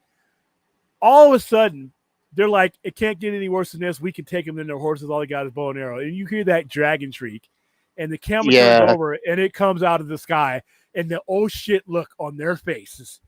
Jamie Lannister's face is like, we're about the look on Bronn's face was classic too. He's like right as he says, we can take them. We have armor. We have cavalry. We have our. That dragon comes through. Then you hear dragon shriek, and you're like, oh no. The death. It is 9 minutes of death. And I wept in happiness as I saw this, and I just kept watching it over that night. I didn't even get to the end of the episode before I watched that scene 10 times. She tears up that army. She burns their grain. She burns their food, and you get to see it. You get to see the guys melting in their armor. You get to see them being burnt to the point where it's only their ashes in the armor.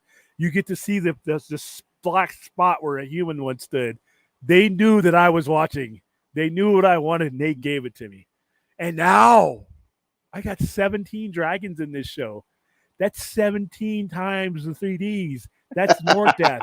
That's more destruction. That is more memories. Mhm. There's more fighting in there. They're fighting from the get go. Whereas Game of 17 Thrones, murder lizards. yeah, 17 murder lizards. I love it. in Game of Thrones, it really took them a long time to get to the violence. It wasn't until the end of season 1 where shit really hit the fan. And House of the Dragon, because I've talked to people who've seen the first episode, the shit is on the fan at the beginning of the episode. This family is so screwed up, and it's all about. We're not going to spoil it because I haven't seen it, but I already know what the premise is. The premise is the king, the fourth, the seventh king to sit on the throne. He does not have an heir at the time of the beginning of the show. His daughter,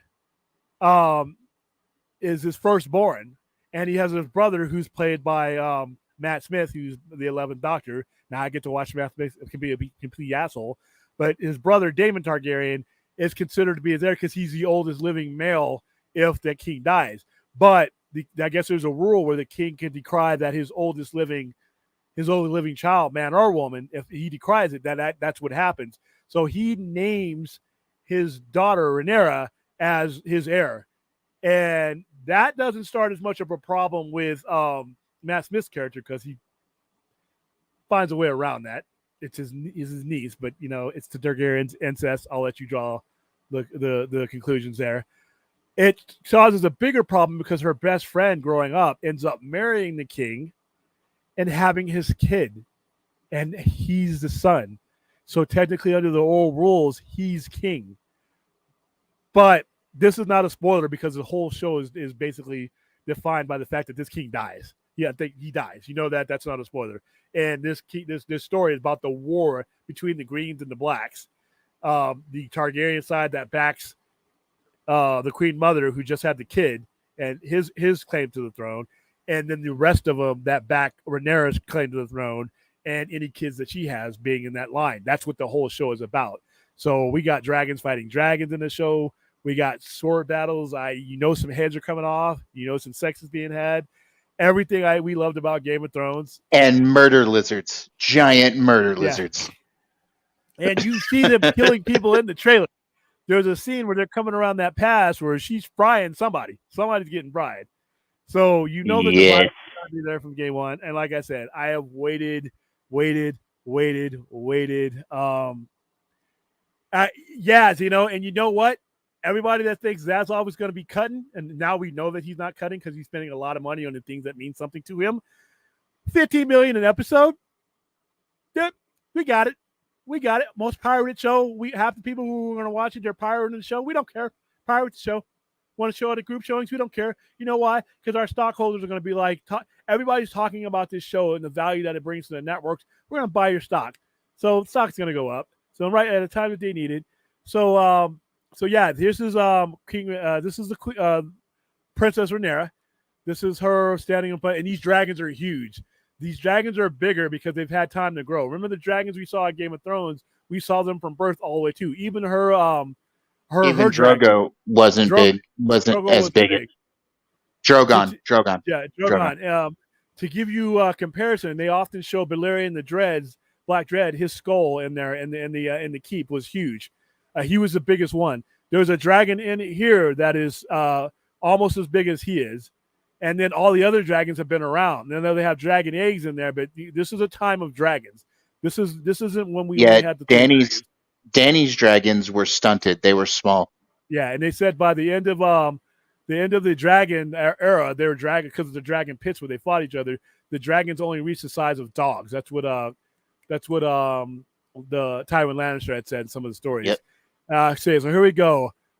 Princess Rhaenyra Targaryen, just to give you this is the grown-up version. There are time jumps throughout the series where you're seeing her as a child and then you're seeing her as a full-grown adult. And this is from the side. All right, the king's firstborn child. She is a pure Valyrian blood. We'll go into that in a deeper dive. Valyrian blood. If you know that term, you've watched the series. Valyrian, still Valyrian blood. Valyrian. That's from the same people. She is a dragon rider. Many would say that Rhaenyra was born with everything. she was not born a man, and that's what cost her the throne in some people's eyes. Daemon Targaryen, he's like I said, I've been warned that I'm going to have to hate the 11th Doctor for the first time in my life. The younger brother to King Viserys, a peerless warrior and dragon rider. Daemon possesses the true blood of the dragon, but it's said that whatever Targaryen is born, the gods toss a corn in the air. That's actually something I heard from Game of Thrones too. All right, this is King Viserys Targaryen. Targaryen is chosen by the lords of Westeros to succeed the old king because he wasn't the oldest in line.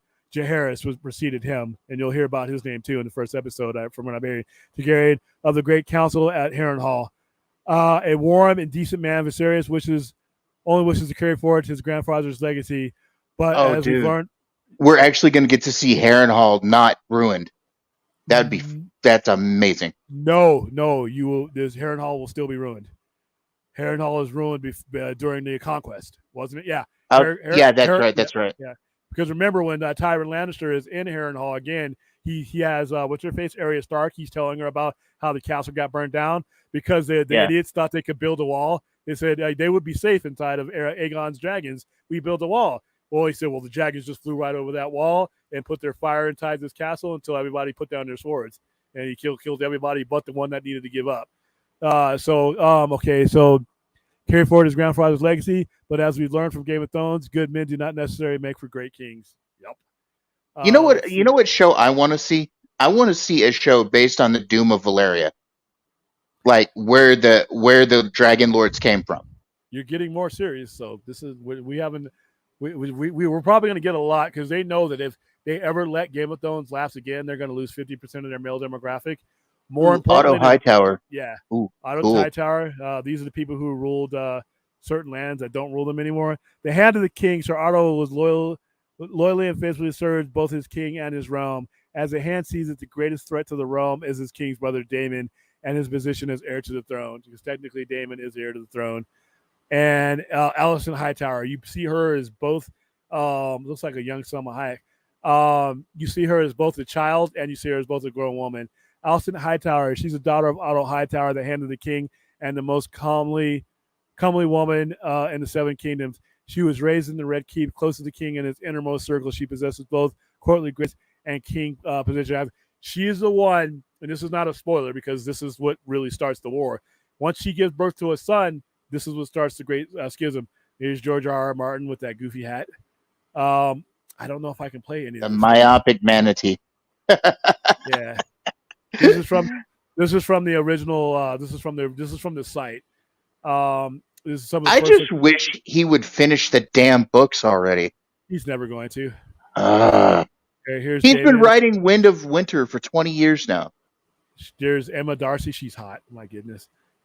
There's her enemy, the green. So the greens represent the one part of the Targaryen, and then that's the hand of the king. That's her father. This is one of the Valyrians, and wow, what's his character? So okay, this is Steve. So this is one of the characters that was controversy because in the books, even though he never describes them as black and white, everybody assumes that this character was white, and it's funny. His response to them was like, "I didn't think they chose me because of my color. I thought they chose me because I was best for the role." And George R.R. Martin's like, "Yep, that's why." He's a sea snake, and this is the aunt of. Actually, no, this is the mother of Rhaenyra. Rhaenyra, so the mother is Rhaenyra. So that's her confidant after this is over.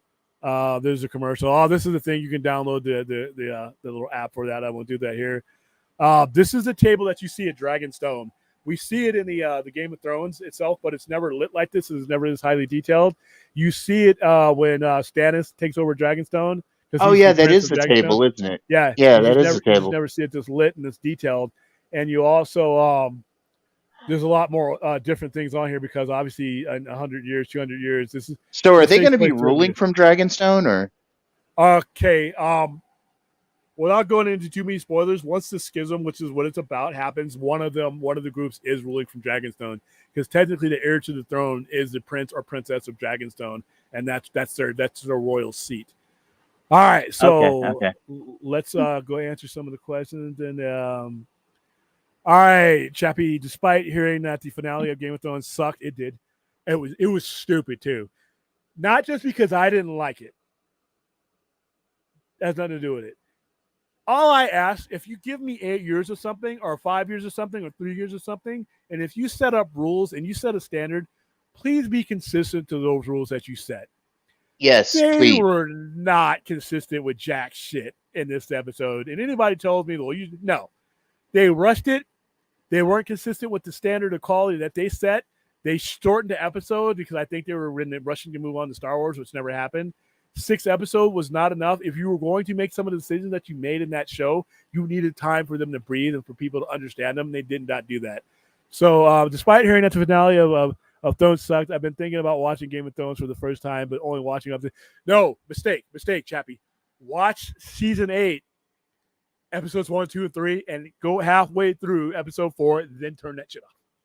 Okay, your life is not being. Yeah, Now, you can't miss the battle for Winterfell. You can't. yeah.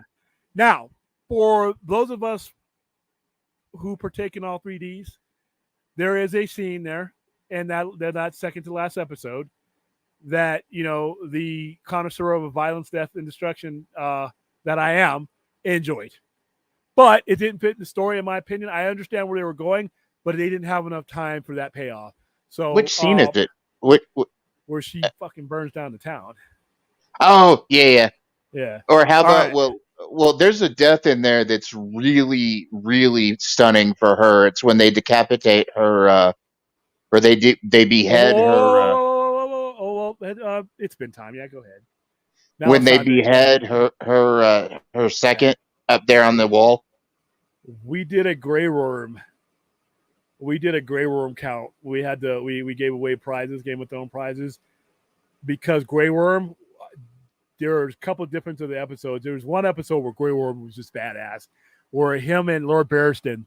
Oh, when the Sons of the Harpy surrounded Lord Barristan in the column, and mirror. Yeah. He first of all, Lord Barristan was a savage. He's an old guy. He's an old Knights Guard. This fool takes on several of the Sons of the Harpy who are master assassins. He's killing them. Finally, he takes on wounds and everything. He can only fight so much. Grey Worm and the Unsullied come in there. I swear, Grey Worm by himself had to kill the rest of them. Yeah. Because all his guys get killed, and it's Grey Worm and Barrister are the last ones standing, and they're just killing, and they're killing, and they're killing. And I'm like, yes, kill more. And I'm like, get him. And, give me blood. After, because that girl that you're talking about was his woman. That was his love.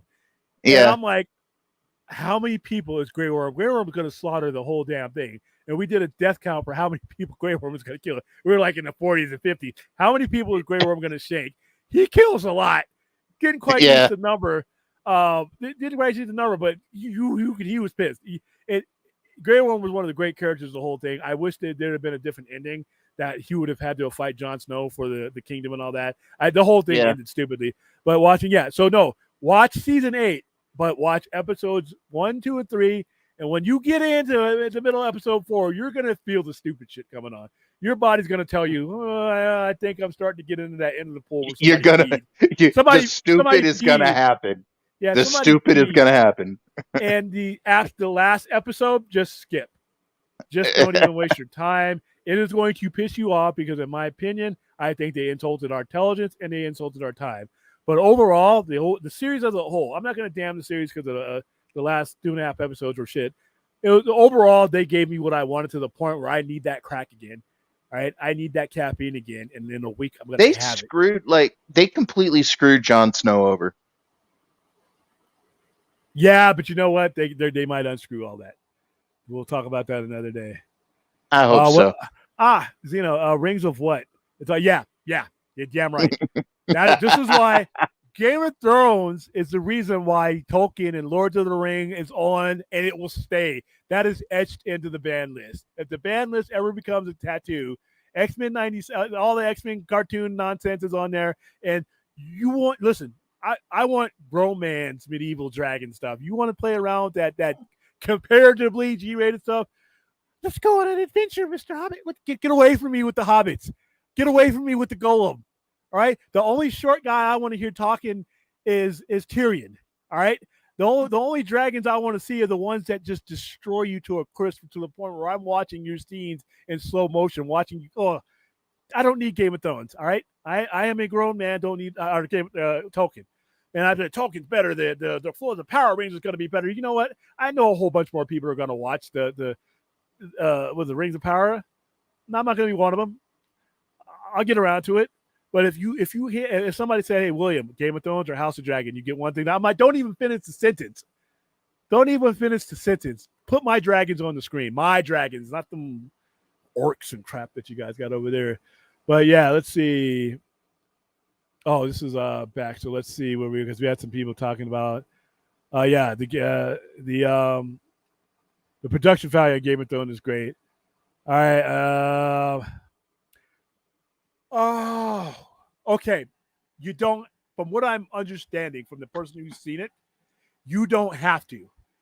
It will enhance your understanding of it because obviously by the time you get to Game of Thrones, the House Targaryens are already done. There's only 2 members left and the whole 3 other members left if you count certain areas Again. of anything. If you have not, Chappie, if you have not watched it again, I would watch it because it gives you a better appreciation for what you're about to see. If you have the time, I watch it. Obviously, like we just discussed, I'll go up to season 8. You're going to save some time because those last couple episodes are garbage.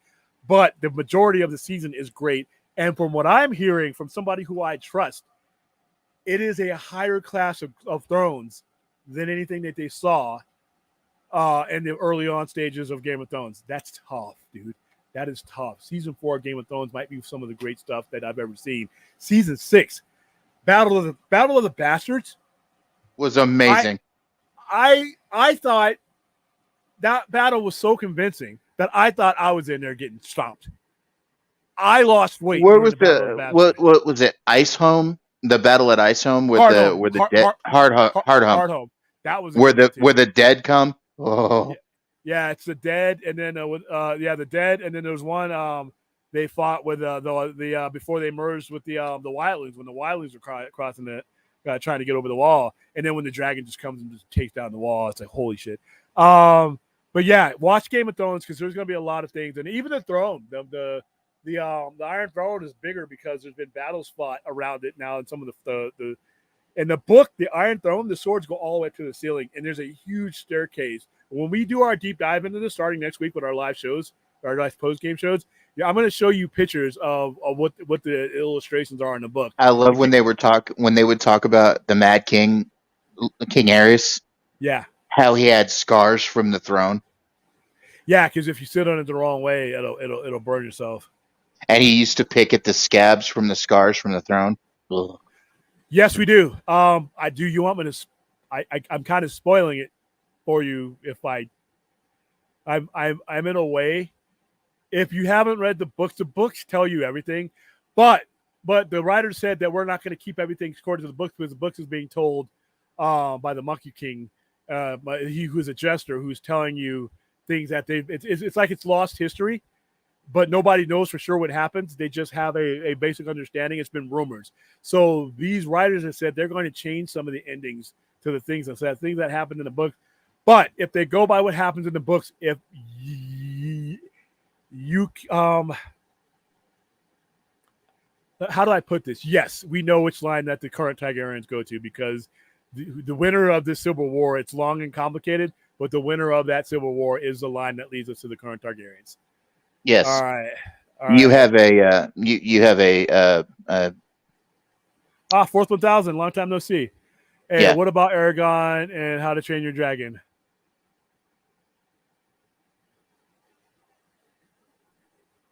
Listen, man. Maybe it is because I've been to war. Maybe because I grew up on violence. Maybe because Halloween was the very first movie I saw on the big screen. Maybe it's because I put the 3Ds through my veins like an IV. It's soft core, man. That's like giving me steak and then giving me ramen the next day. I am addicted to the depiction of violence and destruction on screen. Not in real life, not in real life. Fourth, But I'm on not a screen. violent guy. All right, but in my fantasy world, in my make-believe world, if you're gonna burn, I need to see you burn. If you're gonna be killed by a dragon, I need to see you getting eaten. One of the dragons in Game of Thrones tears a guy in half and eats him and throws him up in the air and burns him in midair and then eats him. Beautiful. Yes. Oh, How that's to in the Train Your arena. That's in the arena. Yeah, which is another cool scene, by the Over way, in with the Bravo, not Bravos. Marine. Marine. When that was one of the coolest scenes because when do you think they're about to get roasted? Yeah, you think they're about to get done. They're the Sons of the Harpy. That was one of the great scenes of all time. Well, I keep saying that, but it's true. When the Sons of the Harpy, they were all hidden in the crowd, and when Jorah kills one of them, and she's like, "What the hell did you just throw that spear at me for?" And then you realize he saw one of them, and then they all come out of the crowd with their mask, and they're surrounded, and then Drogon comes out, fucks them all up, and then he flies away with her. I think that was the end of season 4. But Yeah. Aragon is a good movie. How to Train Your Dragon. How to Train Your Dragon wasn't for me. It's more of it's aimed towards a demographic. Obviously, if the Now, things I left Aragon over, go ahead. Aragon is getting a reboot, basically. That was just announced recently. They're going to do an Amazon Prime show. I believe it's Amazon Prime. They've taken on the Aragon property, what they call the the inheritance storyline, which is where Aragon and Eldest and all of that come from, and they're going to do basically a reboot of it. All right, Monkey Jeebus, we have murder litters. They're called Komodo dragons. Listen, if you have to choose a way to die, the fire is probably better than what these fools can do to you. Yeah, These God, fools, you rot from the inside out, man. they bite you, and they let the bacteria and the poison in their mouth deteriorate you and kills you to the point where you die, and they just come and kill you. They don't even chase after you anymore. They can chase after you, but once they've bitten you, that's like, fuck it. We know you're gonna die. We're gonna let him lay there and die. We're gonna let him lay there and die. And then as you die, then they come. Sometimes you're still dying, and they're like, "Oh, you're immobilized. We're just gonna eat you." So yeah, the fire in which these dragons kill people in is much more merciful than that. All right, so are we supposed to root for Matt Smith? Obviously, Vikram, you have the TARDIS, so I know who you're rooting for. Daemon Targaryen's an asshole.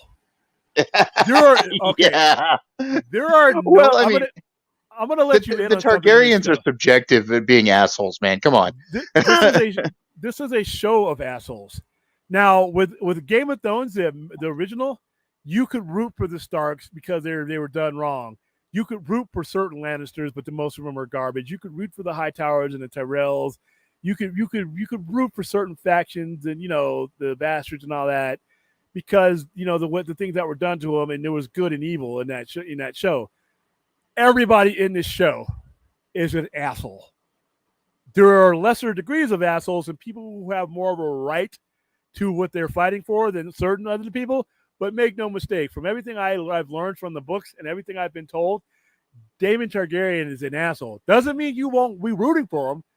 I will probably end up rooting for him, A, because he's the greatest doctor of all time, but because he sounds like the most kick-ass character in the show. And he's a political mastermind, and I love those kind of characters. He's like Tyrion, but he fights. All right, New super chat. What we got? Fourth 1000. Fourth 1000. On a serious note, have you seen? Oh yeah. Dragon Slayer is an amazing movie. I love that movie. Saw that in the movie theater. Me too. I ended up getting into not a fight, but my parents. This was back when you read the newspaper to find out what made a movie PG, because it's a PG movie. There are boobs in it. There's a flash of boobs in it. That's what made it PG. And my mom was like, "What's going on in here?" It says partial nudity.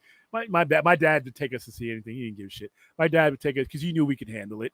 We knew when we saw when we saw Michael Myers killing people, that we weren't going to go in a knife and get a clown mask on and kill my sister. We knew the context. We grew up in the South Central LA, Inglewood area at the time. We knew what was up. But my mom was a little bit more curious because she would read about the new people in the news. There were these serial killers that were influenced by so and so. Yeah, we weren't that people. But Dragon Slayer, there's a chick in there. If I can remember, she's acting like a guy. She's Yep. and he jumps into the water and he sees her boobs, and that made it what was supposed to be. And my mom and dad argued for a half hour, and finally the old man just took us. Did you did you get to see Excalibur in the theater when it came out? No, but I saw that when it first came out on VHS because my teacher was British and he loved anything about the Knights of Arthur. the Round Table. So he made us do he would bring out these movies and we would do a report instead of reading our own books and do a report. He would do a movie and he would see what we watched. That's how I gained appreciation to understand the basic hallmarks of storytelling, no matter what story I'm telling. And that's where I learned that from him. It's like every story is, for the most part, the same. There are different outcomes, but the same skeleton. Every human has the same skeleton for the most part. Well, it's What is all based outside the on skeleton is there. it's all based on like the 7 levels of the hero's journey. There's a book that was written about the hero's journey, and they're all basically rudimentarily the same. Okay. Yes and no. I can't have. I don't. You can have. You know what? That's a good question because HBO Max, I think, has the function for a watch party. I have to test it because I don't know if it's just because I know Hulu, you can do it for people outside of Hulu. I don't know if HBO Max has it to where people who don't have HBO Max. I'm going to try that out. If so, I will. If the answer is yes, because then it's legal for me to do that. Because we're going to do a live one. You can do live ones, but as long as you don't show it on other mediums, where it picks up the algorithms and bans you. But our live show that we do afterwards is not going to have anything that would trigger that off. But because it'll be just after we watch it. If I can do that, absent good, I will do a watch party, and on HBO Max. And what I'll do is I'll create a show like this, and then I'll send out the links. Not streamer links, but I'll send out the HBO Max links. It allows you to send out. We did that during COVID. When COVID first hit and we weren't doing movies, I was doing the Netflix party. And with Netflix party, you had to have Netflix. Everybody on board had to have Netflix. So they've changed a lot since then to where one person has Netflix, other streaming service, and other people can come off from outside. If that is the case with House of the Dragon, I know Disney Plus. I know Disney Plus does that. Yeah. I'd have to look into it with HBO Max, but I can look into it too. Yeah. So your answer is yes if we can pull it off, and if there's just a couple people who want to watch it that have a HBO Max, then we can do it that way. But a lot of people, even though HBO Max has a shitload of subscribers, there's a lot of people that don't have it. So I will see if I can make that happen. So okay, and so yeah, I did see the stop motion. Who did the stop motion? That wasn't Harryhausen, was it? Let me look that up. Hold on. Yeah, because I know Harryhausen was right at the peak of what he was doing because he had just done 81.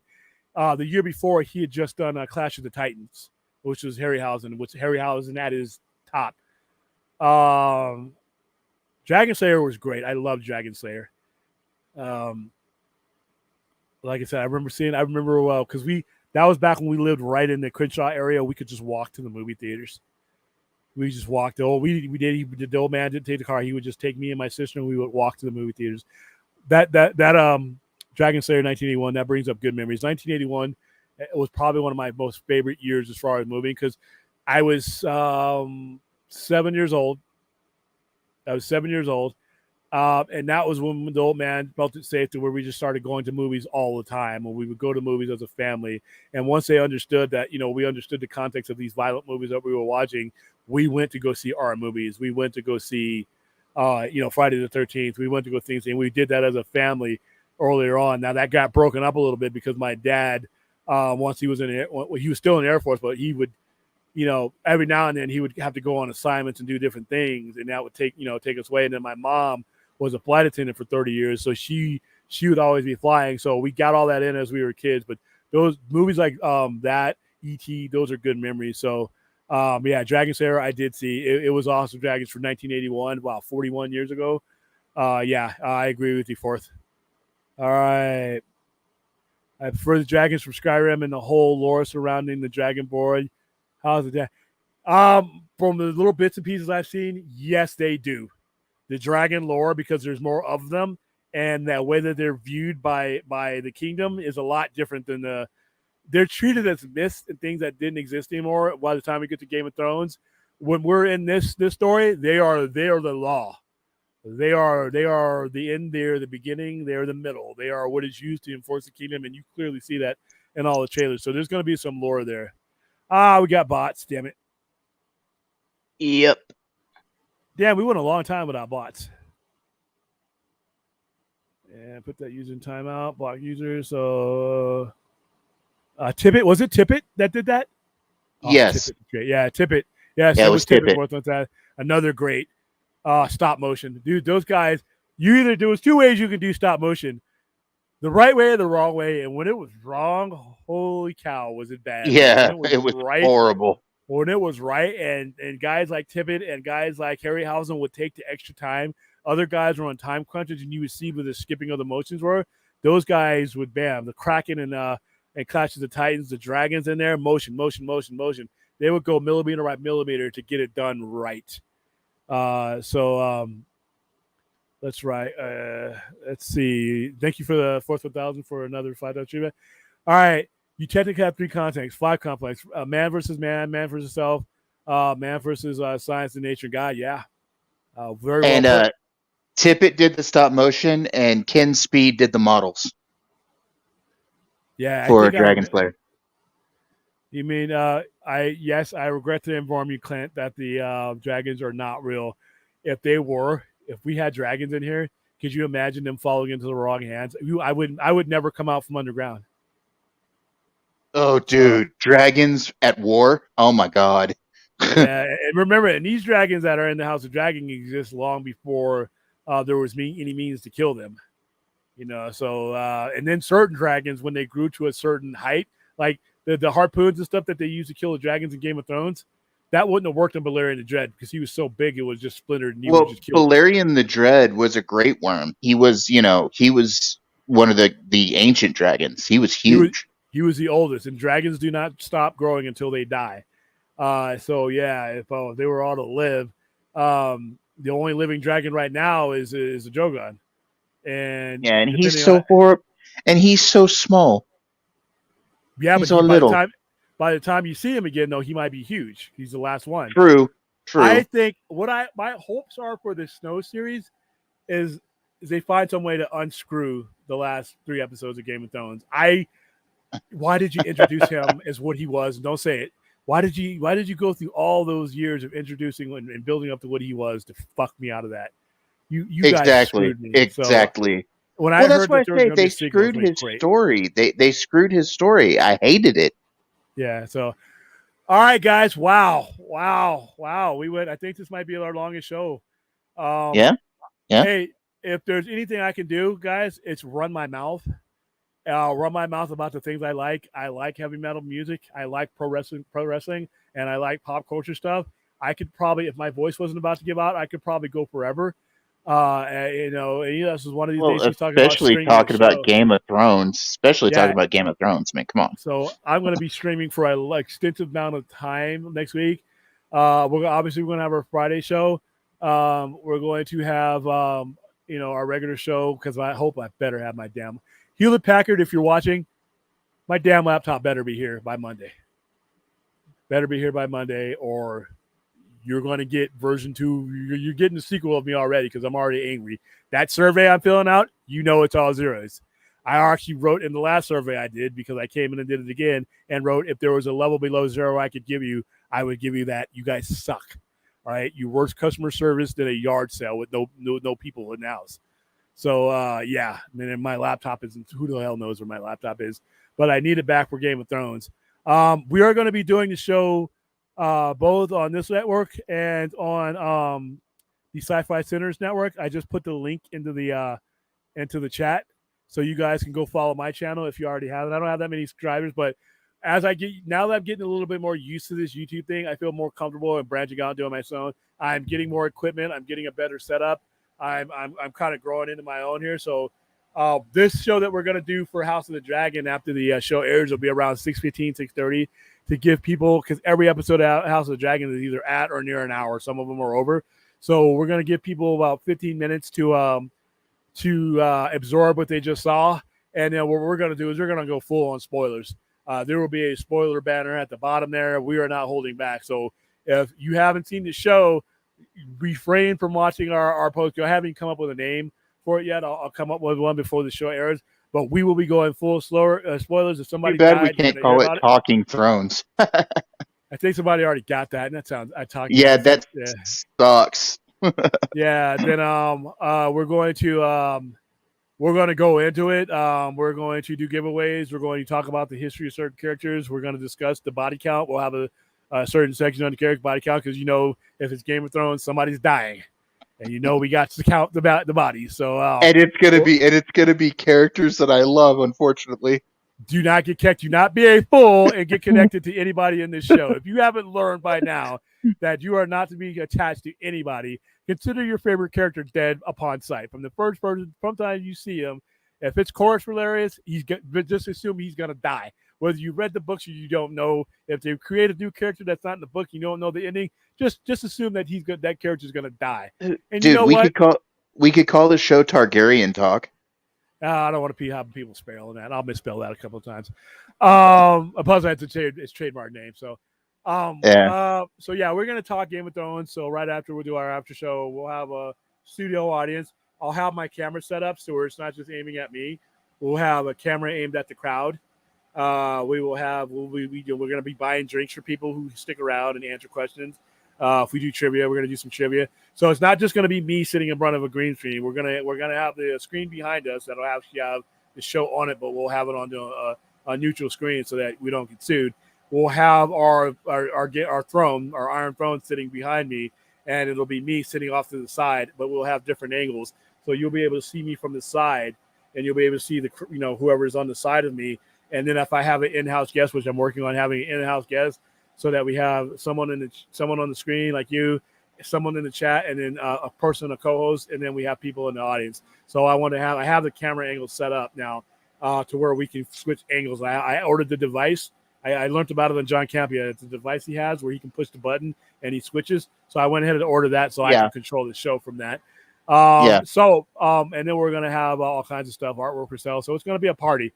It's 10 straight Sundays from August 21st till October 23rd, and who has a lot of death going on. So join us for that. Like I said, that will stream the after show.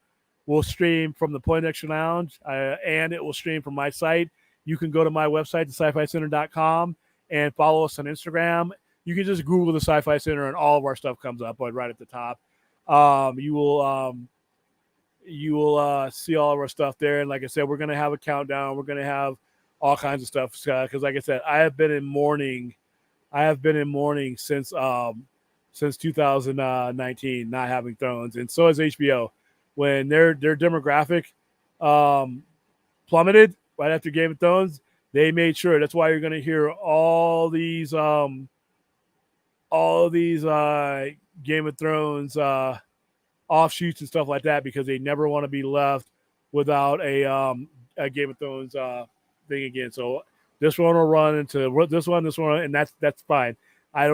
Star Trek figured it out, and all these other shows figured it out, especially like when Disney put out Mandalorian. They didn't have anything afterwards, and things went up and down. Now they have everything sort of seamless.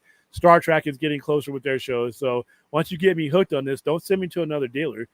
Keep me on your corner, and I'll stay. One last thing I want to show people. We all know who Cylon Scotty is, correct? Yes. Numbers guy. He was here in Vegas because he's at a hacker convention. This guy, when you hear people talking about numbers, everybody else, I don't know about everybody else. When I need backup on numbers, I refer to him or Stephen Colbert. But I don't have access to Stephen Colbert all the time. I have access to Scotty, and he was here in Vegas today, and I got to meet him. And there he goes. Yep, that's Scotty. I got a chance to talk to him in person. I've met a couple of our viewers already. Whenever they get a chance to come out to Vegas. Vegas is, of all the places, Vegas is a vacation spot, so I get to meet more of them than some people. I want to do something out here in Vegas where all of us Snyder type people get together and just have fun, and turn our cell phones in and turn the cameras off because there's going to be some chicanery there. Hot tubs. I was telling Enosh a while back that we should do a Poindexter Lounge Con out there with you. That's exactly what I was telling them. And I have the facilities, we have all the stuff out here to do it with. So yeah, that's Cylon Scotty. He came in today. I told him I'm working on getting him a Cylon mask so that when he goes on screen, he like Max, he can have a full on Cylon with the glowing eyes. So I'm working on that for him. But hey, thank you for everybody who showed up. Thank you for everybody. I try until I run out of breath. Thank you for everybody who contributed super chats. Thank you for everybody who contributed questions. I am just the beginner of the conversation. The show belongs to you guys, and it goes in the direction that you want it to go. So thank you for contributing good thought, good conversation. I hope you enjoyed the show. I hope you enjoy some of these things that are coming up. I will get that question answered about the watch party with HBO Max. But hell yeah, if we do it, I'll probably end up watching that show 2 or 3 times as many people as we can cover live or on screen. I think that would be great to be able to get us all on screen and watching Game of Thrones together. So hopefully we can make that happen. But in the meantime, keep a track of on the Poindexter Lounge for all the shows that happen here. Keep a track on our show, the Sci-Fi Center. Just Google us. And the countdown to Game of Thrones and She-Hulk has begun. We got a good week headed to us. Less controversy about whose shows getting canceled, moved, and more about the actual shows themselves. So thank you all for showing up. Thank you, Thade, for being here. And we will see you. If Hewlett Packard hasn't screwed me, you'll see me next Friday at 6:30, and then once again for our overnight shows. If you don't see me on Friday night, you'll know that I'm on the phone with Hewlett Packard or HP, whatever they let me go by, and I'm probably losing my voice and wouldn't be able to do a show anyway. So thank you, everybody, for showing. And once again, thank you for my sole sponsor of the show, Raya, with her cat ear glasses, which have grown on me. If you notice, the background picture is I actually found the cat ears to put on my avatar. I'm so happy. There you go. Hold on. Let me hold on. Let's see how to do this. Background. Won't let me do it. Oh well. I wanted to bring it up, but I'm not as versed because I'm a knucklehead. But hey, everybody, thank you. Goodbye, and we'll see you next weekend, either Friday or Saturday. See you later.